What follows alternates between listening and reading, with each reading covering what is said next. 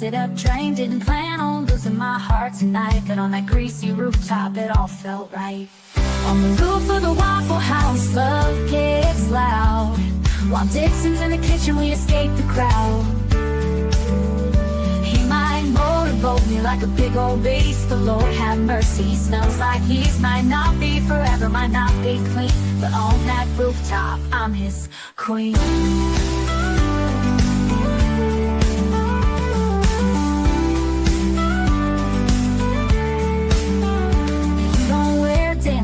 Don't wear pride, we climb that ladder just to let it ride. No white picket fence, no wedding ring, but the way you touch me makes the rafters sing. On the roof of the Waffle House, love gets wild. While Dixon's in the kitchen, we escape the crowd.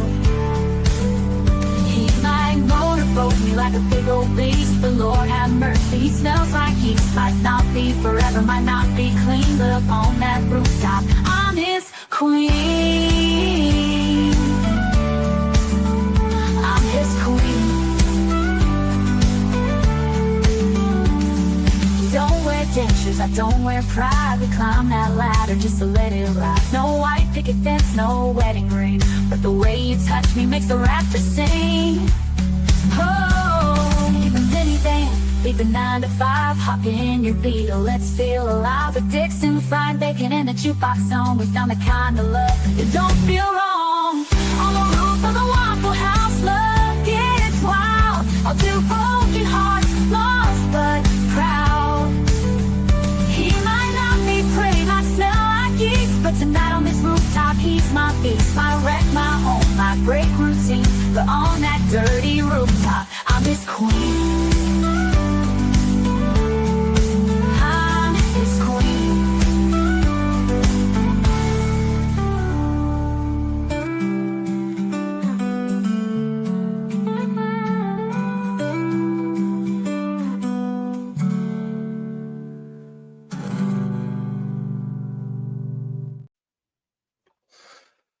Good morning, good evening, good afternoon, wherever you are, whoever you are, what if any you might be, and welcome to this hearing, which probably is going to be a little dull, a little dry, and we're here for it. I will have to leave at a point. Marissa is kind enough to be here because NBC 10 has geo-blocked their YouTube in Denmark, so we are enjoying some Marissa time today. She can't yell at me when she's on screen. Are you sure about that? Because I can do this.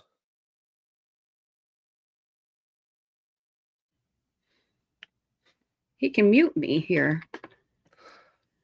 But what it is today is just a hearing where he's going to say, other cops was just as shit as I was, so you have to give me my job back. And they're going to say, did you eat a lot of lead paint when you was a kid? Is what I believe is going to happen today. Marissa, you live closer by. Do you think he has any chance of getting his job back? None in hell. And I don't think that he will, even if he does get it back, I think he'll be at a desk. Yeah, he'll be running crossing guard duties or something like that. Yeah, pretty much. It's the police union going to throw the motions. It's the police union going through the motions. Through the motion. Oh, through. Sorry. I'm dyslexic. Well, they have to do this because he appealed. They believe they have a case. So let's jump on it and see how it goes.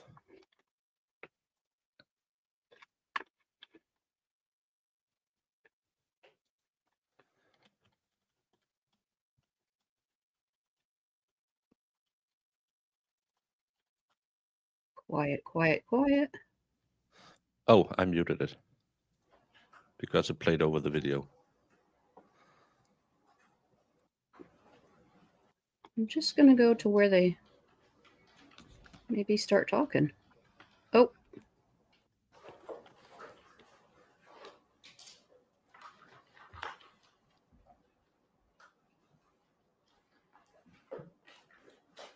Man, he just looks like a schmuck.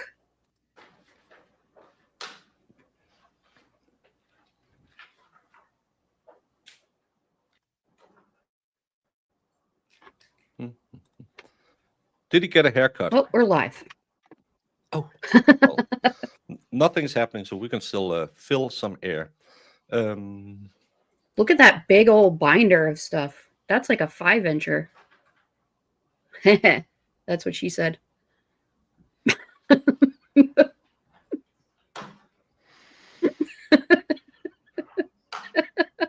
Sorry. Is it too early for that? Oh no, I'm here alone.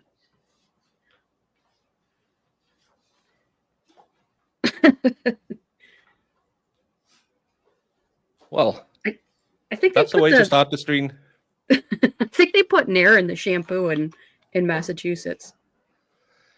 Yeah, it's amazing that everyone is bald when they have anything to do with the police. Yeah. I bet you he took his lawyers because they were bald as well. Oh, I had to go meet my brother this morning, and we meet up. He has an Volkswagen ID4 that's an electric, so we always meet at a charging station because it's convenient. And there's a guy charging his car, and he had this part of his hair, and the rest was the hair island. It's kind of like the old the reverse old priest or monk, where they cut You this mean a part off. yarmulke? It would, yeah, a hair yarmulke is kind of like what he had back in the day. The monks would shave the place where you have the yarmulke. They would shave that off, and then have the rest of the hair. This guy had the opposite, and I don't know. He was constantly holding his, like he was afraid the last of it would fall off. Well, it's a real possibility. The hair don't just fall off, and it wasn't that windy. I was in my shorts as always, so it was nice weather. Well, apparently it does fall off. Look at these people. Yeah, it's I don't know. Maybe it's because all the alcohol they drink in Massachusetts, it'll rot your hair roots. Stress? I don't know. These guys doesn't get, well, the lawyers might have stress, but Proctor didn't get stress. He was in a cushy job with a good pay. Yeah. Until he screwed it all up. What was his over last? and over and over. Was it 145,000 he had in overtime the last year? I don't remember. I think it was something like 145,000, and Bukaki had 135 or something like that. I didn't know this case was going to be alive. Well, we don't know if it's alive. Maybe it's dead on arrival. But yes, we were seeing an hour ago that there was a live stream, so we thought, hey, let's cover it. Let's see how it goes. Again, I will have to leave at some point, maybe because I am on messenger duty for my brother. So we'll go as far as we come, and then we'll figure out. But this might also be very technical and absolutely boring. So just fair warning, if you are thinking, oh, we're going to have 45 witnesses and it's going to be fun. No, it's going to be, well, according to procedure 225, we have the right to. Oh, audio and chat. Audio and chat. That's, and it just looks weird. How's the audio? I can't hear anything. Okay. Good morning. My name is Angela C. McConney, MCCONNEY. And maybe even try and boost it a bit more in the. With me today is Rob in the program. Quinnan, the General Counsel of the Commission. The time is approximately 9:30 a.m. on August 26, 2025. This first day of hearing is being held in person at the offices of the Civil Service Commission at 100 Cambridge Street in Boston, Massachusetts. Additional days Yes, of hearing. he didn't have are enough time to scheduled keep his for pension. tomorrow, August 27th, 2025, and later this year on October 21st, 22nd, and 23rd. I am the hearing officer for today's appeal, filed with the Civil Service Commission on March 27th, 2025, and docketed as case number D1-25085. Not back. The appellant in this matter is Michael D. Proctor, Proctor. I wonder what the D stands At this for. time, I ask that co-counsel back. for Mr. Proctor please stay seated and introduce yourselves and spell your names for the record. Good morning, Madam Commissioner. Daniel Moynihan, Attorney Daniel Moynihan on behalf of Michael Proctor. Thank you, Mr. Moynihan. Good morning, Commissioner. Mark Russell, MARKRUSSELL, on behalf of Michael Proctor. Thank you very much, Mr. Russell. The respondent in this matter is the Massachusetts Department of State Police. At this time, I again ask that counsel for the department stay seated, introduce yourselves, and spell your names for the record. Good morning, Commissioner. My name is Stephen Carley on behalf of the respondent, Massachusetts Department of State Police, STEPHENCARLEY. Who is with you today, Mr. Carley? This is my associate Pamela Rottenberg. Can you spell your last name for the record? It's Rautenberg. Thank you, Ms. Rodenberg. Thank you, Mr. Carley. Madam Commissioner, may I also introduce my associate Yes. Zachary Green Thank from our you. office? Who's Can you slamming spell that your last name, door? Mr. Green? GREEN. Thank you very much, Mr. Green. This Marissa appeal was Colcourt. filed by the appellant pursuant to the provisions of Section 13 of Chapter 22C, which applies to the state police disciplinary matters, and Sections 41 through 45 of Chapter 31, known as the Civil Service Law. The appellant is contesting the department's decision to terminate his employment as a state trooper. Under the applicable law, the burden is on the Department of State Police to show, by a preponderance of the evidence, that the appellant engaged in misconduct that warrants discipline. If the state police meets that burden, then the burden shifts to the appellant to show why termination, as opposed to a lesser penalty, was not the appropriate level of discipline. This hearing is conducted in accordance with the standard adjudicatory rules of practice and procedure, 801 CMR, formal And rules. Big Dog said, we had with boom provisions booms of and storm in fake Arizona. Don't worry, I'm still alive. I looked at the weather and said, Rose, you're wrong. Jack deserved a life. Rose, the worst person in history. Yeah, that I saw there was crazy dust storms there. It looked like the apocalypse. And who's there to oppose the nonsense? That's lawyers from the police office. We shouldn't count the door slams. We should stop them. And Marissa should call court and say, hey. Well, it's not court, so that's the problem. She's also clearly reading something and going to put us to sleep. So the door slams are just to keep everybody awake. Yeah, I love this lady's energy. I was about to say, what energy? Chapter 31, taking precedence over any conflicting rules.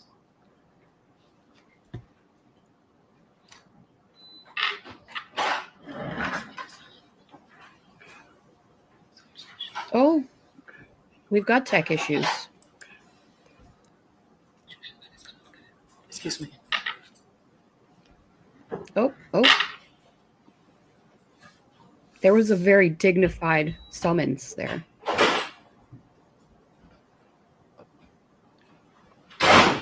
Oh, goodness. How can they make a door like that in a public building where they're keeping hearings? In our courthouse, we have like, so that there's different pressure. I'm going to ask you to stop, Mr. Cameraman. What?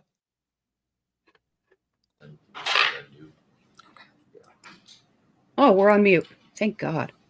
I'm so sorry Maybe- that it wasn't transmitted. What's happening? Recording to the web. What's happening?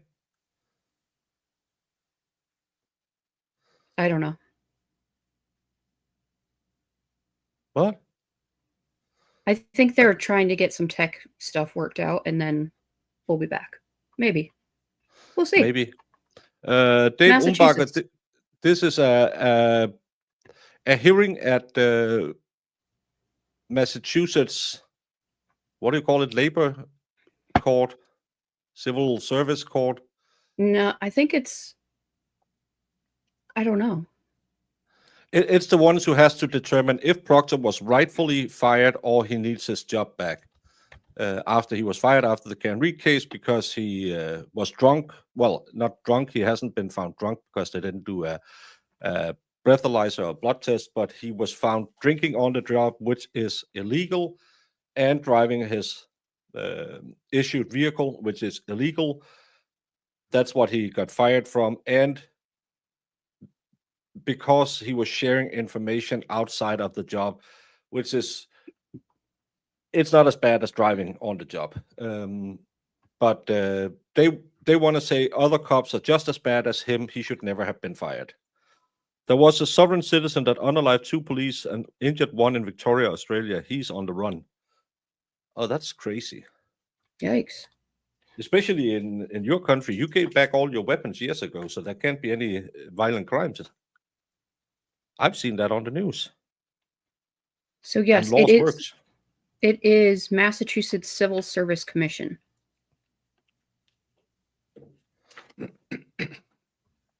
Yeah, this is it's to see if the police did the right job when they took his badge away. And he had been on the job, I believe, 2 years before he could have kept his pension. So his pension went away as well. Fire and Ice, you are right on time because they had tech problems and told the cameraman to stop filming. Yeah, Fire code says you have to have self-closing doors. If you go out slowly, it won't slam shut. It's when they open the door, it makes the most noise. they're requesting. They are requesting, sorry, hundreds of disciplinary actions from other state troopers, allegations and incidents over the years. Was he treated unfairly? When they look at areas of termination or cause for termination, should they have amounted to a level of suspension with pay, suspension without pay, etc.? Yeah, he claims that they want So I'll begin 200 other cases Yes. to show. Just that just doing it doesn't So matter. they just begin. What if they just fire Thank you very everybody? much. Yeah. It's a good way to clean house. Good morning again. My name is Angela C. McConney, someone's outside. MCCONNEY. I am a commissioner for the Massachusetts Civil Service Commission. With me today is Rob Quinnen, We're gonna get it all over again. QUINNAN, the General Counsel for the Commission. Good morning. The time is approximately 9:39 a.m. on August I don't think 26, so. 2025. The first day of hearing is being held in person at the offices of the Civil Service Commission at 100 Cambridge Street in Boston, Massachusetts. Additional days of hearing are scheduled for tomorrow, August 27th, 2025, and later this year on October 21st, 22nd, and 23rd. I have deja vu. I am the hearing officer for today's appeal, filed with the Civil Service Wow. Commission on March 27th, 2025, That was and frightening. docketed as case number D1-25-085. The appellant in this matter is Michael D. Proctor, Zoom Proctor. At Zoom this out. time, I ask that co-counsel for Mr. Proctor please stay seated, introduce yourselves, and spell your names for the record. My God. Good morning, Madam Commissioner, Attorney Daniel Moynihan, Moynihan, on behalf of Michael Proctor. Not Trooper Good morning, Proctor. Mark Russell, RUSSELL, behalf of Michael Proctor. And my name is Zachary Green, Associate for Attorney Moynihan, on behalf of Michael Proctor. Thank you very much, Mr. Moynihan, Mr. Russell, and Mr. Green. The respondent in this matter is the Massachusetts Department of State Police. At this time, I ask that counsel for the department again, please stay seated, introduce yourselves, and spell your name for the record. Good morning, Commissioner McCarty, Attorney Quinn. My name is Stephen Carley on behalf of the Respondent Department of Massachusetts State Police, spelled S-T-E-P-H-E-N. No, C-A-R-L-E-Y. With me is my associate, Pamela Rowden. thank you. Ma'am? Back to the face. Thank you very much, Mr. Carley and Ms. Rottenberg. It was my neighbor who This needed appeal 2 was filed pieces by of the rye appellant bread. Pursuant to the provisions of Section 13 of Chapter 22. You missed everything. Should we go back and watch it again? Yes. But did you have 2 pieces of rye bread? That's the question. Yeah, I just bought a new pack, so I gave it. It's because his grandchildren are there. They have them till they go traveling. And he was like, "Oh, they're hungry now. Don't have anything at the house." Said, "Just take it because at 8 o'clock tonight they'll be hungry again, and you'll be running over here." So They did zoom in on his crotch region for a second. his That was crotchal scary. area. Yes. Yeah. Yep. It was like Paul's balls all over again.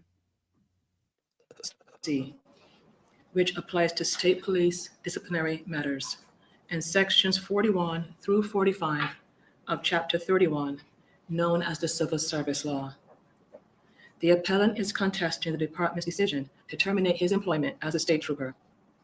Under the applicable law, the burden is on the Department of State Police to show by a preponderance of the evidence that the appellant engaged in misconduct that warrants discipline. If the state police meets that burden, then the burden shifts to the appellant to show why termination, as opposed to a lesser penalty, was not the appropriate level of discipline. This hearing is conducted in accordance with the standard adjudicatory rules of practice and procedure, 801 CMR 1.01, formal rules. I think The she's just provisions of reading. Chapter 31 taking precedence over any conflicting rules. To ensure clarity, this is not a jury trial. This is an administrative hearing being conducted by a hearing officer. As such, it is my responsibility to make rulings on the admissibility of evidence and then determine what weight, if any, that evidence deserves, and to make credibility assessments as necessary regarding the witnesses that appear before me. Pursuant to Section 43 of Chapter 31, the Commission has deemed this a public hearing while reserving the right to close portions of the hearing if warranted. Members of the public are present in the courtroom today, as well as an adjacent overflow room where the hearing can be viewed live. The media has been permitted to set up a pool camera for audio, video, broadcasting, and recording. Prior to the hearing, the media and public have been provided with a summary of hearing room protocols that must be adhered to at all times. This hearing is also being audio and video recorded by the Commission via the WebEx platform. A court reporter is also present to transcribe the hearings, and that transcription will be the official record of this hearing. At the conclusion of this proceeding later this year, the parties will be given the opportunity to submit post-hearing briefs, at which time the record will close. Any final decision issued by the Commission regarding this appeal will be sent to the parties via email only. The Commission's decision will also be published on the Commission's public website at mass.gov/CSC. All final adjudicatory decisions of the Commission are subject to judicial appeal under Chapter 30A of the General Laws. Before we begin, a few housekeeping matters. Ugh, First, good grief. in a final ruling sent to the parties yesterday, and after considering the objections of both parties, I have entered into evidence 36 exhibits from the Department of State Police and 58 exhibits from the appellant. Whoa. As those exhibits have already been entered into evidence, there is no need to request that they be entered prior to referencing them at today's hearing. Second, I accepted the department's participant list, indicating that the department at this time has only one witness, and we will hear from him shortly. The department has committed to completing direct examination of this witness today. It is the Commission's expectation that the appellant will complete cross-examination tomorrow, with the option of recalling this witness in October if necessary. I urge counsel for both parties to use your time wisely and make adjustments accordingly as the day goes on to ensure conformance with these time allocations. Third, So he I hereby won't order be the interviewed sequestration till of witnesses. tomorrow. Any individual who is a potential witness in this matter may not attend or view any part of this proceeding until the conclusion of their testimony. Fourth, counsel for both parties have been allotted 15 minutes for opening statements. Since the audio is being captured by the table microphones, I'm asking counsel as well as witnesses to please stay seated while speaking, to speak loudly and clearly, and I avoid love any this crosstalk. woman. Please allow questions to be completed before objecting. Say what? I love this woman. 15 minutes and use the microphone. 15 minutes seems too long. Yeah, it's going to be, again, this could have been an email. I don't know about that, but yeah. At this time, I ask that counsel for the Department of State Police proceed with an opening statement to be followed by an opening statement by counsel for the appellant. I would ask Mr. Quinnen to please keep the time. Commissioner Connie, may I just make a statement to the record regarding the procedure? Is this something separate from the motions that I allowed yesterday? No, yes, it is. Yes. Can this wait until after openings? It can. It concerns the sequestration order. If anyone is going to testify. No, he's not fake crying. He's fierce for his No, life. Yeah. It's just a simple procedure. I want my job back. The difficulty is the fact that we're here at the request of the commission to start this process today, despite the fact that we're awaiting discovery from the department, as you know, and we don't know who all our witnesses. Yes, if I'm speaking, don't speak. Sorry. That's why I said no first lot for this decorum. If you have anyone who is a potential witness, they should not be in this room. That's all I can say. And because we don't have our discovery, we don't know at this point who all of our Sir, witnesses I can't are. advise you how Other to than, conduct your case. sorry, I can't advise you how to conduct your case. Mr. Carly, can you please proceed? That was an F off. Thank you, Everyone. Commissioner McConney and Attorney Quinnen. Distasteful, unprofessional, Mm-hmm. inappropriate, in poor taste, Mm-hmm. juvenile, Mm-hmm. This is all his Sexist. own words. Mm-hmm. disgusting, dehumanizing. This selection of words does not come from a public comment section on a website, an op-ed columnist, or a protester outside the Norfolk County Courthouse. No, indeed, one would be forgiven for not immediately recognizing that these words are Michael Proctor's accounting of his own conduct in this case. Conduct in which Michael Proctor, tasked with the immense responsibility of acting as case officer for the investigation into the death of John O'Keefe, consumed alcohol and then operated his cruiser while on duty, released confidential information to individuals outside of law enforcement, and called suspect and eventual defendant, Karen Reed, a babe, a nutbag, retarded, a whack job. She's got a leaky balloon knot, leaks poo, a woman who shits herself with no ass. She's fucked. A cunt. I shouldn't be laughing. As a result, the department brought forward 4 separate specifications within 2 types of charges for internal discipline. And in March, Colonel Noble terminated Michael Proctor's employment. In support of the just cause for doing so, beginning today, the department presents for your consideration its evidence of the appellant's guilt under the charges and specifications described as follows. Charge 1, Specification 1, unsatisfactory performance, sending derogatory, defamatory, disparaging, and inappropriate text messages about a suspect. Charge 1, Specification 2, unsatisfactory performance, provision of sensitive and confidential information about a homicide victim, potential witnesses, and potential investigative steps to non-law enforcement personnel. Charge 1, Specification 3, unsatisfactory performance through unprofessional and inappropriate conduct, created an image that he was biased and brought himself and Massachusetts State Police into disrepute. And finally, Charge 2, Specification 1, consumption of alcoholic beverages while eating dinner on duty and then operating his department-issued cruiser.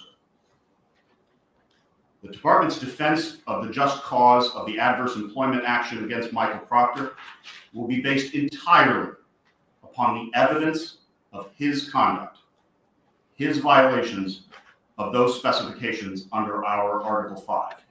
To prove this case here in this de novo proceeding, the department will call OPIA Detective Lieutenant Kevin Dwyer, who was assigned an investigation initiated by DIS Commander Lieutenant Colonel Brian Connors. In addition to the testimony of Detective Lieutenant Dwyer, the department has submitted and has been entered into evidence for your review and consideration those 36 exhibits, demonstrating by a preponderance of the evidence that Colonel Noble had just cause to terminate Michael Proctor's employment. You will hear of Detective Lieutenant Dwyer's collection and assessment of the records of the appellant's misconduct, first brought to light in excruciating detail during 2 days of his public testimony at the homicide trial in Norfolk Superior Court on June 10th and 12th of 2024. You will have the opportunity to hear the appellant read in his own voice his vile, misogynistic statements against the woman accused of and tried for the death of Officer O'Keefe. You will have the opportunity to hear his revelations to high school friends and members of his family of the identity of the victim, his views on and details of the crime, the manner of the victim's death, the witnesses to be interviewed, and the direction of that investigation, some made under 24 hours of the discovery of Officer O'Keefe's body. You will hear his own characterizations of his conduct that I quoted to you before. And you will hear his admissions under Charge 2 that while he was on duty, he consumed 1 to 2 beers with an officer from Canton Police and then drove the 2 of them home. You will be given, in addition to the video recordings of that public testimony, transcripts of the appellant's own words for your review and reference, a summary of Detective Lieutenant Dwyer of his misconduct, of Michael Proctor's misconduct as revealed during the trial, pay station, administrative duty roster, and AVL data collected by Detective Lieutenant Dwyer, corroborating the appellant's account of his alcohol consumption while on duty, the statements and admissions by the appellant at his OPIA interview, and Detective Lieutenant Dwyer's conclusions therefrom, as well as the criminal trial exhibits themselves containing the appellant's messages. You will also have available for your consideration the findings and resulting recommendation of the department's internal trial board, as well as the limited selection of public reaction to the revelations of the appellant's behavior. Relevant portions of an interview he gave to ABC News following his termination, and an order from the Norfolk County District Attorney's Office for him to turn over as discoverable statements in a criminal prosecution under Rule 14 the content of his communications from his personal cell phone. The department expects that much by way of distraction will also be on offer in the days to come, in the form of dubious and flimsy comparisons, whataboutisms reflecting the choices of others, spurious emotional appeals to the absolutely real difficulties experienced by members assigned to a homicide investigation, and insinuations that written statements by a case officer regarding his own investigation are somehow private or out of bounds. In short, the department expects an appeal not based on the truth, but on evading accountability. The department respectfully asks that this commission, while receiving those distractions or attempts at same, keep in mind the evidence and the facts that are the basis for the department's case. It respectfully asks you to bear in mind that no one committed the acts for which he was terminated other than Michael Proctor alone. No one authorized his communications of sensitive and confidential case information about an active homicide investigation to others outside of law enforcement. No one forced or cajoled or even requested him to engage in such gratuitous behavior, and that Michael Proctor himself has admitted, as evidently he must, that his conduct was unprofessional, inappropriate, juvenile, sexist, disgusting, and dehumanizing, and that he has admitted that he in fact committed the acts exactly as described in the charges brought against him. Accordingly, at the conclusion of this hearing, the department expects to meet its burden, showing just cause, and will therefore ask this commission to uphold the termination of Michael Proctor. Thank you. Thank you very much, Mr. Collins. Can you?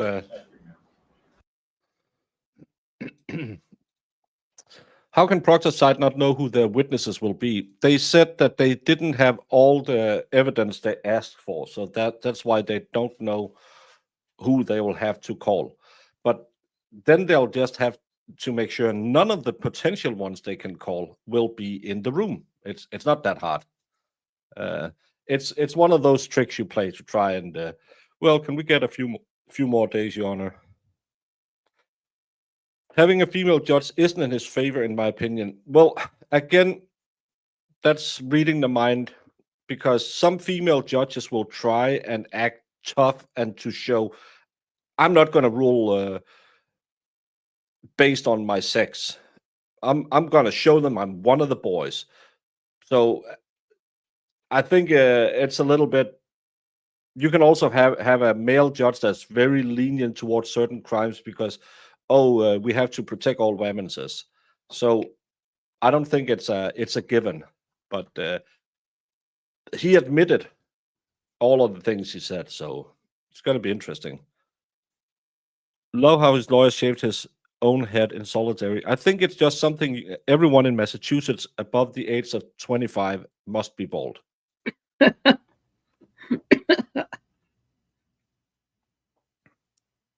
Who is Fatty McFat on the left? That's Michael Proctor. He put on a few pounds. Yeah, this guy? That's Michael Proctor. If you're talking about the other guy, he is the representative of the police. He's the guy who's fighting against Proctor now to say you can't come back in your job. Commissioner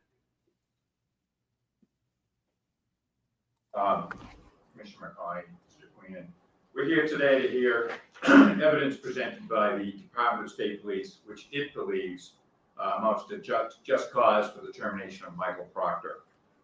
Due to the fact that we continue to await discovery from the department, you will not hear a presentation of evidence by Michael Proctor today or tomorrow. You won't hear about his presentation of our evidence until October. Nevertheless, we will, through cross-examination, get to the truth behind this case. And the truth is that as of February 1st, 2024, Michael Proctor was an exemplary member of the Mass State Police. He had served in that capacity for 12 solid years without any discipline.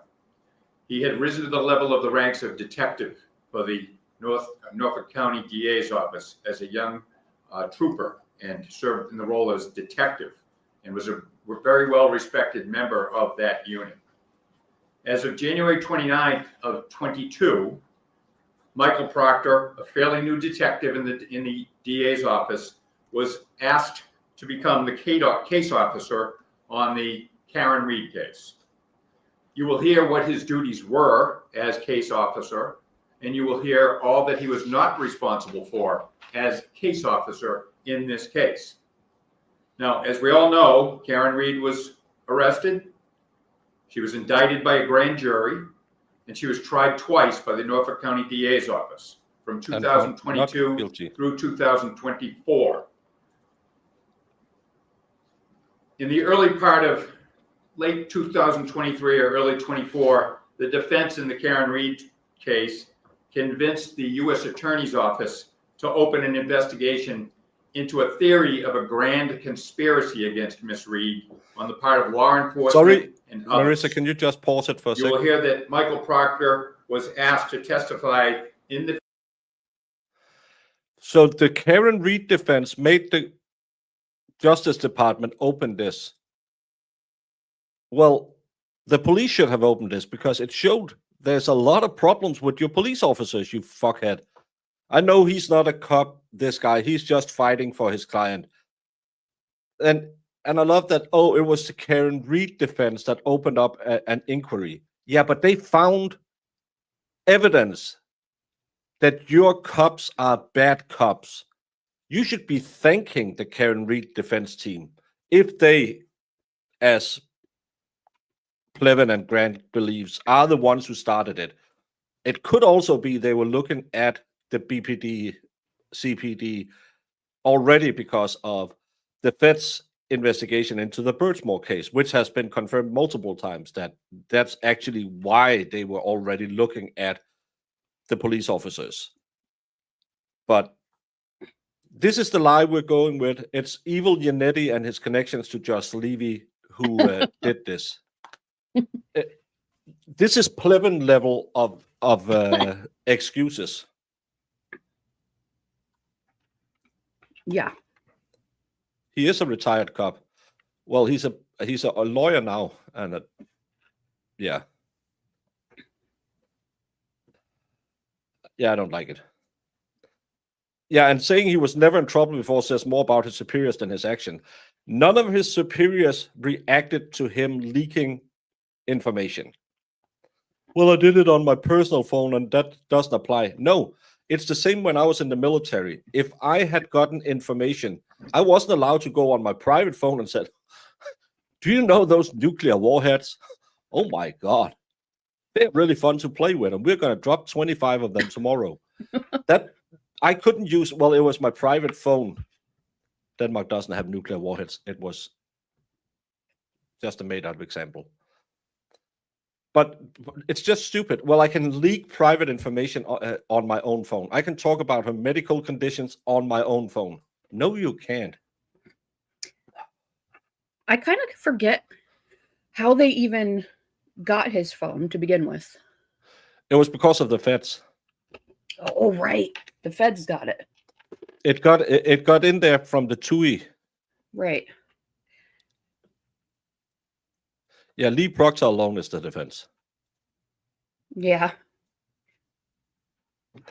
Yeah, and is the FBI and the DOJ the same? They're two different departments, right? Yeah. So why should the FBI have all of this stuff on these people? Well, let's get back to hearing his great explanations. Oh, middle of putting socks on. Okay. Federal grand jury Don't need proceeding socks as to a stream. witness only on February 1st, What? You don't need socks to stream. My feet are cold. Oh, Jesus Christ. 2024. And when he appeared, he was shocked to discover that the U.S. attorney had somehow infiltrated his personal cell phone and surreptitiously obtained personal text messages on his personal cell phone. Now, we all have personal cell phones. We all have expectations of privacy on those personal cell phones. On February 1st of 24, Michael Proctor suddenly found in his mind that his privacy was violated. Since the disclosure of these text messages, Did people look for nudes? the world has changed. Law enforcement, other law How about Karen Reed's privacy, you dillhole? Yeah. Wow. enforcement officers and people in all walks of life now shudder at the thought that a federal agency could infiltrate their personal phone and look at text messages, personal text messages on a personal phone to family members and friends. Michael Proctor has reacted to this unlike many other people would. Michael Proctor has never denied the authenticity of these text messages. He's never denied that they are inappropriate, unprofessional, derogatory, sexist, misogynistic. Despite the fact that he's never, to this day, received the full text threads numbering hundreds of thousands of dollars that the U.S. Attorney's Office obtained. And despite the fact that he still doesn't know why his personal cell phone was infiltrated. Michael has repeatedly apologized for making crude remarks, unprofessional remarks, juvenile remarks. We could come up with many other adjectives that Michael has admitted to. He has never backed away from apologizing for these outright unprofessional and I'll call them stupid text messages on his personal cell phone spoken to his buddies from childhood. Instead of backing away, what did Michael Proctor do? Well, the next day, he self-reported this information to his bosses at the Mass State Police. After he got caught? reported the full context of these text messages to the Mass State Police, despite the fact that there's no existing Mass State policy concerning a trooper's personal text messages or personal private conversations on a personal cell phone. He reported it immediately. From that point, you'll hear evidence of what happened next and what didn't happen next in the ensuing 5 months and up till March of 25 Never said when sorry to Michael was Ken Reed. terminated by the department. You will hear of a meeting which was initiated by Michael and his then counsel on February 1st of 24, February 8th of 24, I'm sorry, wherein the content of these text messages was disclosed to the legal staff of the Mass State Police, as well as high-ranking members of the Mass State Police. You will hear that the Mass State Police assured Michael Proctor that not much would come of this, and that he may receive a letter of counseling as a result, or a written reprimand, and that the colonel and the command staff expressed appreciation for him immediately reporting these text messages to them. You'll hear of a separate investigation done by the department in April of 24, wherein the nature of Michael's relationships, alleged relationships with witnesses was investigated, and the issue of bias was investigated, and their findings were negative. You will hear that Michael Proctor remained on full duty from February 2nd, when he first disclosed, until July 1st, which is coincidentally the date of the Karen Reed mistrial. You'll hear that after that mistrial, that unfortunate date for Mike Proctor, July 1st of 24, the witch hunt for Michael Proctor began. He was relieved of duty within hours after that mistrial. You'll hear a press release from the colonel at the time who stated, quote, "Upon learning today's result, Michael Proctor was relieved of duty." You'll hear of intense political scrutiny, intense media pressure to fire Michael Proctor. You'll hear that this termination was not based on actual facts and evidence. Instead, it was a decision made to appease politicians and to appease some vocal members of the public and the media. You'll hear of the so-called internal trial board process of the Mass State Police and how flawed that process is and how unfair it is and lacking in due process. You'll hear that despite the flawed process of that internal trial board, this decision to fire Mike Proctor was made on July 1st of 24, within hours after that mistrial. Most important, you'll hear evidence from the trial board in this hearing that Michael Proctor's personal feelings did not influence the evidence in the Reed case. Michael Proctor did not act with the intent to affect the outcome of this investigation. You'll hear that there's no evidence to show that the integrity of the investigation in the Reed case was compromised. In other words, the personal cell phone text did not affect his performance of his police duties. And that the Mass State Police investigation into Michael was solely about personal cell phone messages and not about his job performance in the investigation. He leaked And that the charge of unsatisfactory information he's performance- not allowed to leak. Yeah, this is ridiculous. This is at least come up with a good defense. Oh, he gave them everything. Yeah, when they found out what the FBI had turned over to the defense, he all of a sudden turned over all of this information. Yeah. This is so ridiculous because right now he's forcing the police force to stand and attack him for not doing it in a timely manner, that he only turned it over when everything was out there anyway, which will then, did he say Meatball was the one who said, oh, you're going to get a nice letter and that'll be fine.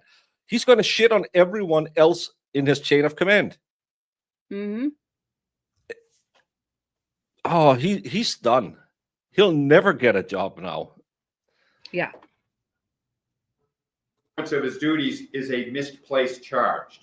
It's a charge that was designed as a Class A offense simply to appease the masses and fire Mike Proctor.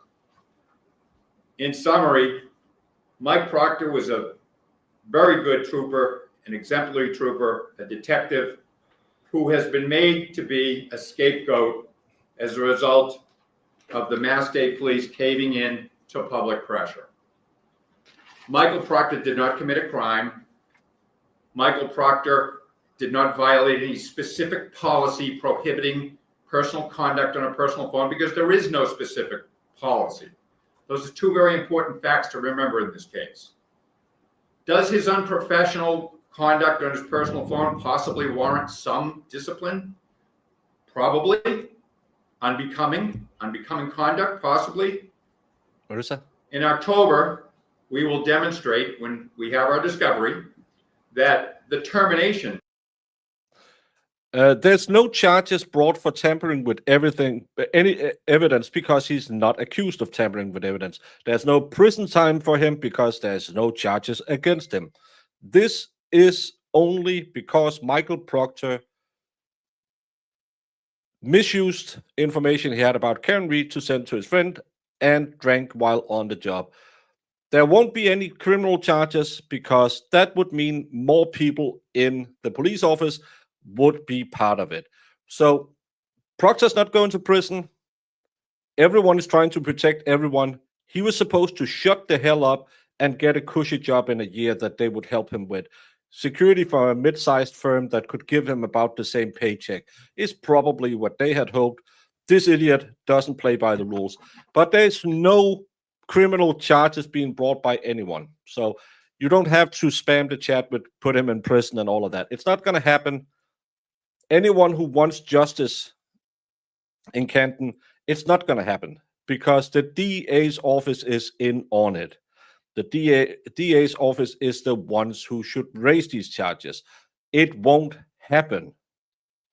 So just to shit on everyone's parade, but that's not what we're here for today. So it's not going to change any facts of the case. We're here because he misused information he found on Karen Reed's phone. He had inappropriate language, and he was drinking on his job. Gracias.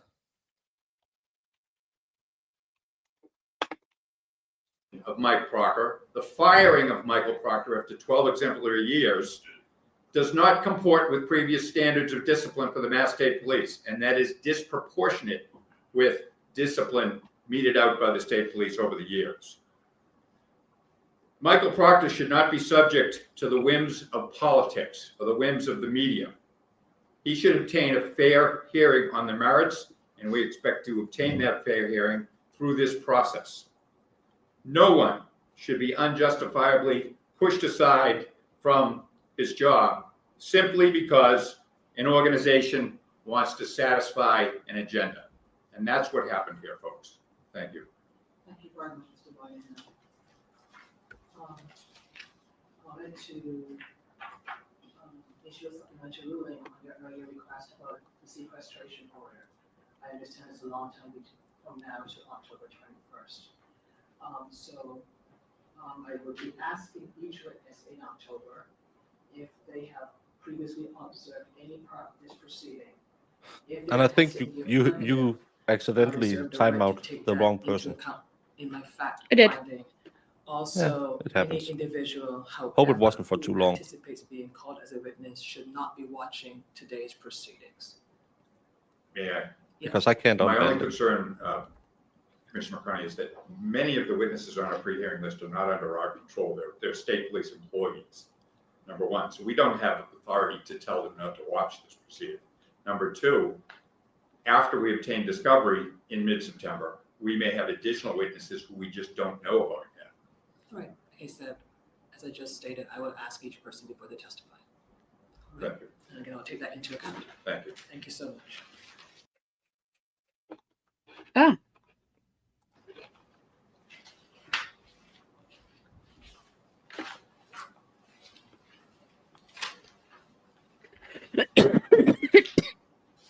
Sorry.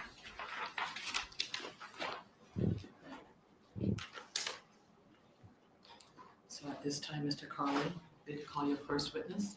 Thank you, Commissioner. The respondent calls Kevin Dwyer.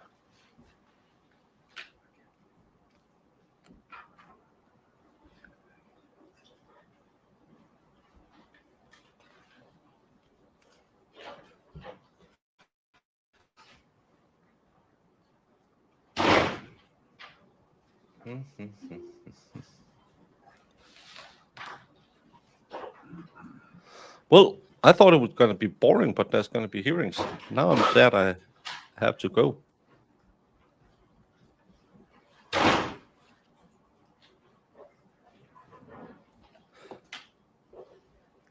Everyone is talking about doing something to Bob. I can't see Bob in chat. How can I not see a person who participates in my chat? Your right hand, Chat. sir. You swear or affirm the testimony you are about to give to the Civil Service Commission is the truth, the whole truth, and nothing but the truth, subject to the pains and penalties of perjury. I do. Thank you. I would just like to impart some information to you. First of all, that your testimony is being recorded, and both parties will receive a copy of the recorded testimony. Your testimony included the decision issued by the Civil Service Commission in this matter, which will be posted on the Commission's website. I may make credibility assessments for your testimony, which may also be included in the Commission decision. Please listen to the questions carefully and answer only the questions that are asked of you. If you cannot hear the question, you may ask for it repeated. If you don't know the answer to a question, you should state that. It is important not to guess or speculate. Speak slowly, clearly, and loud enough so that your testimony can be captured on the recording. Please avoid any crosstalk by waiting for the question to be asked before you answer. And if there are any objections, please wait for my ruling before answering the question. And again, if you turn your body away, you will miss some of the recording, so please face forward and speak into the microphone 12 times. Thank you very much. Mr. Carley? Thank you again, Commissioner. Good morning, sir. Good morning. In a loud, clear voice, could you please state your full name and spell your last? Detective Lieutenant Kevin Dwyer, D-W-Y-E-R. You're employed by the department? I am. How long have you worked with the state police, sir? Over 20 years. And what is your, well, you mentioned your rank. What is your current assignment, sir? I'm assigned to the Office of Professional Integrity and Accountability. And could you please briefly describe to the commission your duties and responsibilities in your current assignment? My current responsibilities are as an internal affairs investigator. All right. And do you have training and experience specifically with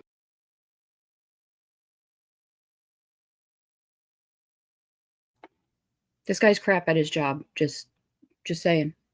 respect to OPIA investigations? I do. Can you summarize any training or experience you have in that regard? Yes, I've attended multiple trainings on internal affairs investigations, plus my experience in the unit for almost 5 years. I'd like to draw your attention, sir, to the time frame of March of 2024. Did you have occasion to receive an order to open an investigation into alleged misconduct by Michael Proctor? I did. What specifically was your role in that investigation, sir? As the primary investigator. All right. And how did you specifically come to be assigned to that particular investigation? I was summoned to a meeting where I was told the allegations. And coming out of that meeting, was the investigation into, or the investigation that you ultimately conducted, was it assigned a number to by the Office of Professional Integrity? Yes, it was.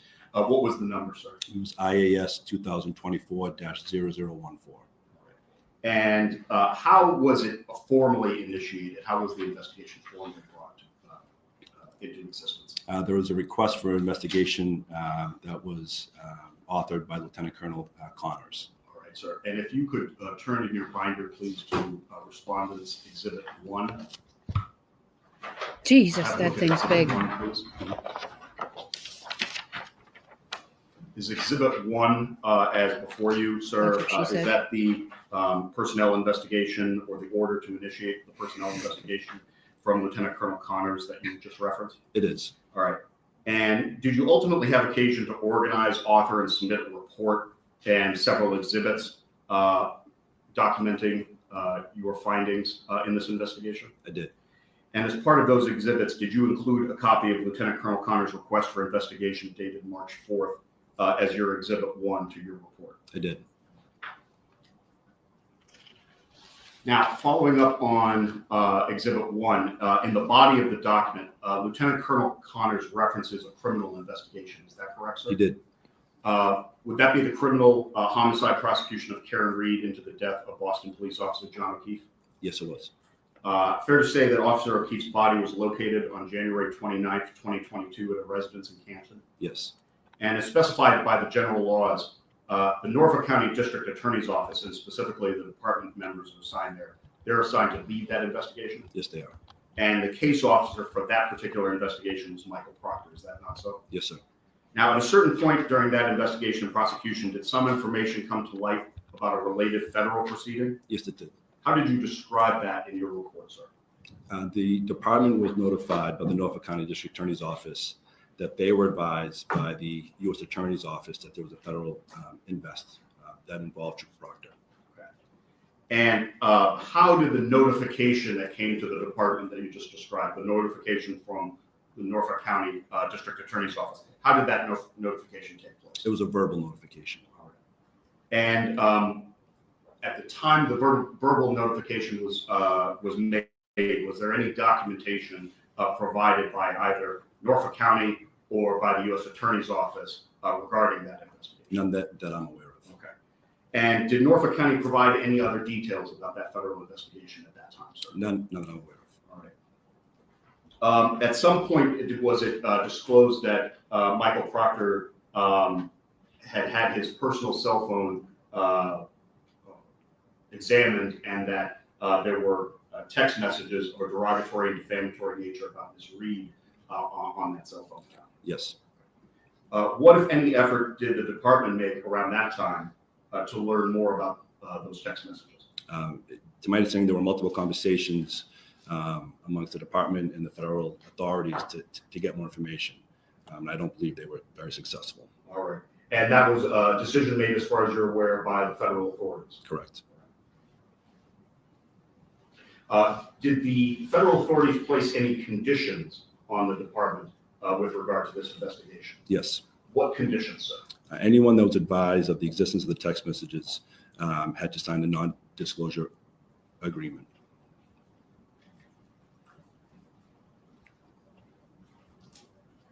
As far as you're aware, were there any exceptions to that requirement to sign the non-disclosure agreement set by the federal authorities? No. What, if any, official actions did the department take with respect to Michael Proctor as a result of verbal notification from Norfolk County? Personal invest was started. In effect, the oral or verbal disclosure from Norfolk County is what triggered the request for investigation. It is. Is Yes. that accurate, sir? Yes. As part of the standard practice and required by department procedure and the collective bargaining agreement, was a subject notification letter issued to Michael Proctor? Yes, it was. Who first issued that and when, sir? Detective Lieutenant John Goslin on March 4th. It was Detective Lieutenant John Goslin, and that was sent on March 4th, He needs 2024. a drink. He's got cotton mouth. Was I think Lieutenant that's Colonel another Connor's thing request for everyone in investigation Massachusetts has. You can just hit anywhere on the screen and it'll pause. You don't have to go to the pause button. attached to that subject notification letter? It was. Stop yelling at me. And Well, initially, I- among other copy recipients, was that I You done yelling I at have. me? Well, apparently it keeps morale high, is what Jamie says. The more you yell, the better it works. I have to go deliver something for. So I'm going to be off. Marissa's going to run the show. So all the nice stuff that I normally do for you is done. There will be yelling, and you'll have to file complaints with the HR department, which is Jamie.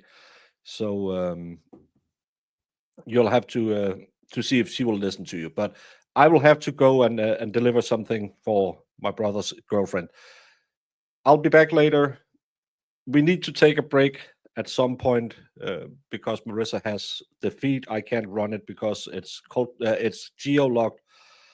she has a meeting later, but we'll play catch up. We'll give it all to you like I always do. That's what she said yesterday as well. Give it to me, all of it. I'll be back later. All right, later. Yes, he will be back.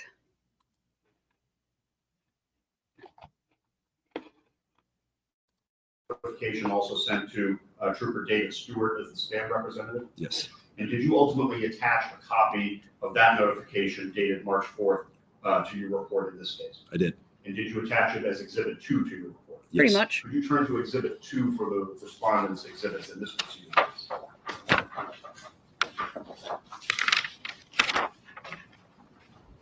Right, sir, do you have Exhibit? I hope we don't have to go through that whole book. I'm just saying. I hope we skip like 98% of it. 2 in front of you? I do. Is this the Exhibit 2, the same Exhibit 2 that you attached to your report? Yes. The subject notification letter and the request for investigation or request to initiate an investigation that you made your Exhibit 2? Yes. And Detective Lieutenant, was there a typographical or stenographic error in that exhibit when it was first issued? Yes, there was. What was the error, sir? It incorrectly named who wrote the request for invest. And did the department issue an amended notification letter? Yes. What was the date of the amended notification? March 19th, 2024. And did you ultimately attach that as Exhibit 3 to your report? I did. Did you turn to Exhibit 3 for today's proceedings?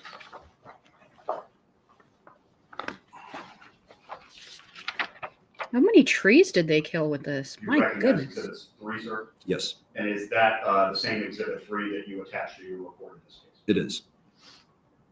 All right, sir. No. This amended notification, it correctly identified the author of the request for the investigation as Lieutenant Colonel Connors? Yes, sir. And was it provided to, this particular one, provided to, among others, Michael Proctor spam representative Sergeant Christopher Johnson? Yes. Now, sir, in addition to the information provided from Norfolk County about these alleged improper text messages from Michael Proctor, were there also additional concerns raised with respect to him and witnesses in the O'Keefe investigation? Yes, there was. Could you just generally describe, sir, for context and the commission's benefit, what were the concerns that you were made aware of? There was concern that Trooper Proctor had a relationship with some of the potential witnesses in the investigation. All right, sir. Did those concerns constitute any portion of your investigation into Michael Proctor's misconduct? Urine? Specifically, OPIA case 2024-001. It did not. Okay. What, if anything, to your knowledge, did the department do regarding those concerns? There was a separate inquiry done. Did he say what is that? What, if anything? What, if anything? I don't like it. To determine the nature of Trooper Proctor's possible relationships.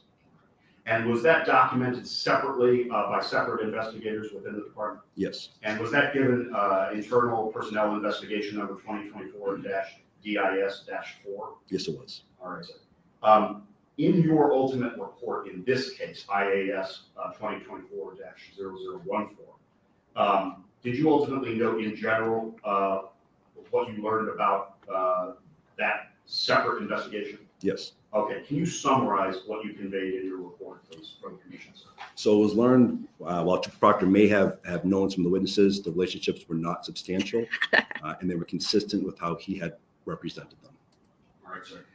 Given what you understood about that investigation, and given the consistency that you mentioned with regard to his statements about those relationships and them being not substantial in nature, did any suggestion of misconduct on that matter have any impact on your findings, investigation, or recommendations in IAS 2024-0014?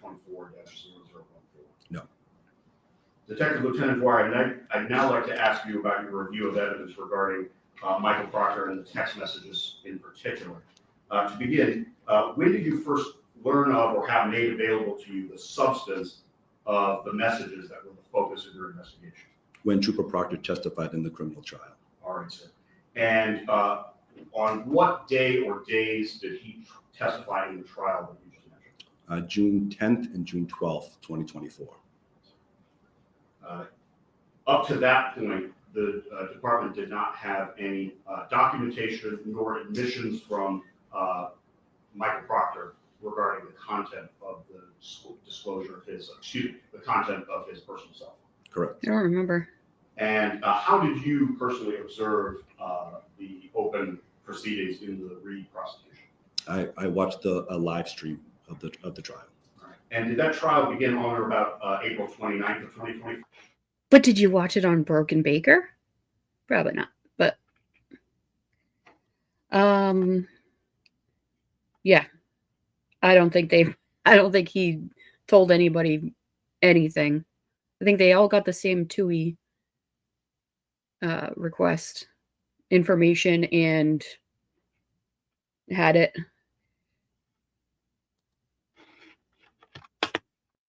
Or Norfolk Superior Court? Yes. All right. And the live stream that you viewed, what live stream did you view, sir? It was the Court TV live stream. Yeah. Well, they're a bunch of wine moms. Was there any testimony, you mentioned June 10th and June 12th of 2024. Was there any testimony on June 11th? No, there was not. All right. And as part of your investigation, were you able to obtain copies of the video broadcast from both June 10th and June 12th for inclusion in your ultimate report? I did. And were those copies of the video recordings ultimately made exhibits 4 and 6 respectively to your report? Yes. All right. I'll note for the record that exhibits 4 and 6 to the witness's report are reproduced as exhibits 4 and 6 in the respondent's exhibits here today.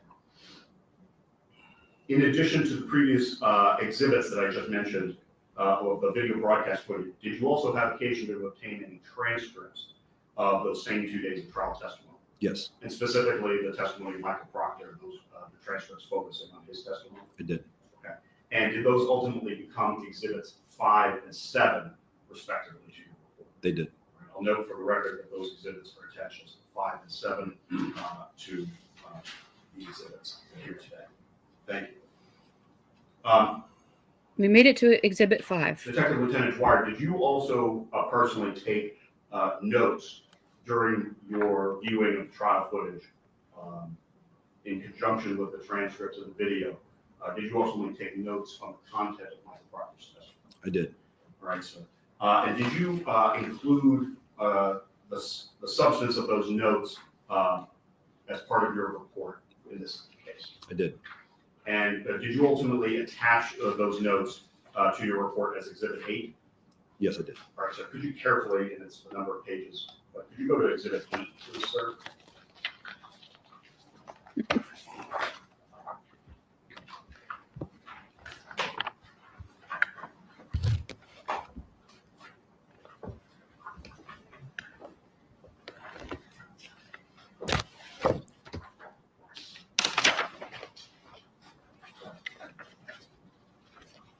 You have Exhibit 8 in front of you, sir? I do. All right, sir. The Exhibit 8 that's in front of you, these are your notes from reviewing Michael Proctor's live testimony in the first Karen Reed trial. They are. And they are the same as the Exhibit 8 that's in front of you as part of the. They say 2 days. Yes. All right, sir. Now I'm jumping around a little bit, but please bear with me. I'd like to ask you about Exhibit 18 Woo! to today's proceedings. We skipped some. Ha!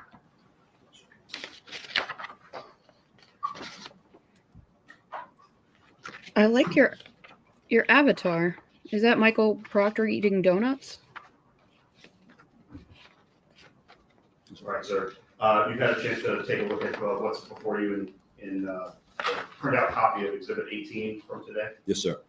Is that a copy of the ultimate report that you authored and submitted in this case as the conclusions of your investigations, the findings and the conclusions of your investigations in IAS 2024-0014? It is. All right. All right, I'd like to ask you now a series of questions about the categories of allegations. Do you have a portion of your report that sets out the allegations into separate categories or organized by letter? I do. Okay. And would that be categories A through K, allegations A through K? Yes, they would. Please turn to bait stamp respondent 504. They have The letters 14th too. Page of exhibit. You have 504? I do, yes. Before I ask you about this in detail, sir, is it fair to say that on the beginning of this page, that is respondents 504, and continuing on to the last, the 15th page of your report, respondents 505, you specify here, excuse me, a series of categories of different but related allegations, the A through K that I mentioned. Correct. And in fact, those 11 set of allegations, did you personally review and assess each allegation of misconduct and issue a separate recommendation as to each? I did. And the separate recommendations that you ultimately issued were either sustained, not sustained, or exonerated based on the evidence as you found it? Correct. The allegation you assigned to letter A, sir, that concerned the claim that between January 29th, 2022 and February 1st of 2022, Michael Proctor provided information about a homicide victim to non-law enforcement personnel. Yes. What was your recommendation as to allegation A based on your investigation? Sustained. What? The allegation you assigned letter B, sir, that concerned the claim that between January 29th, 2022 and February 1st of 2022, Michael Proctor provided information about potential witnesses in a homicide investigation to non-law enforcement personnel. I did, yes. And what was your ultimate recommendation as to allegation B, sir? Sustained.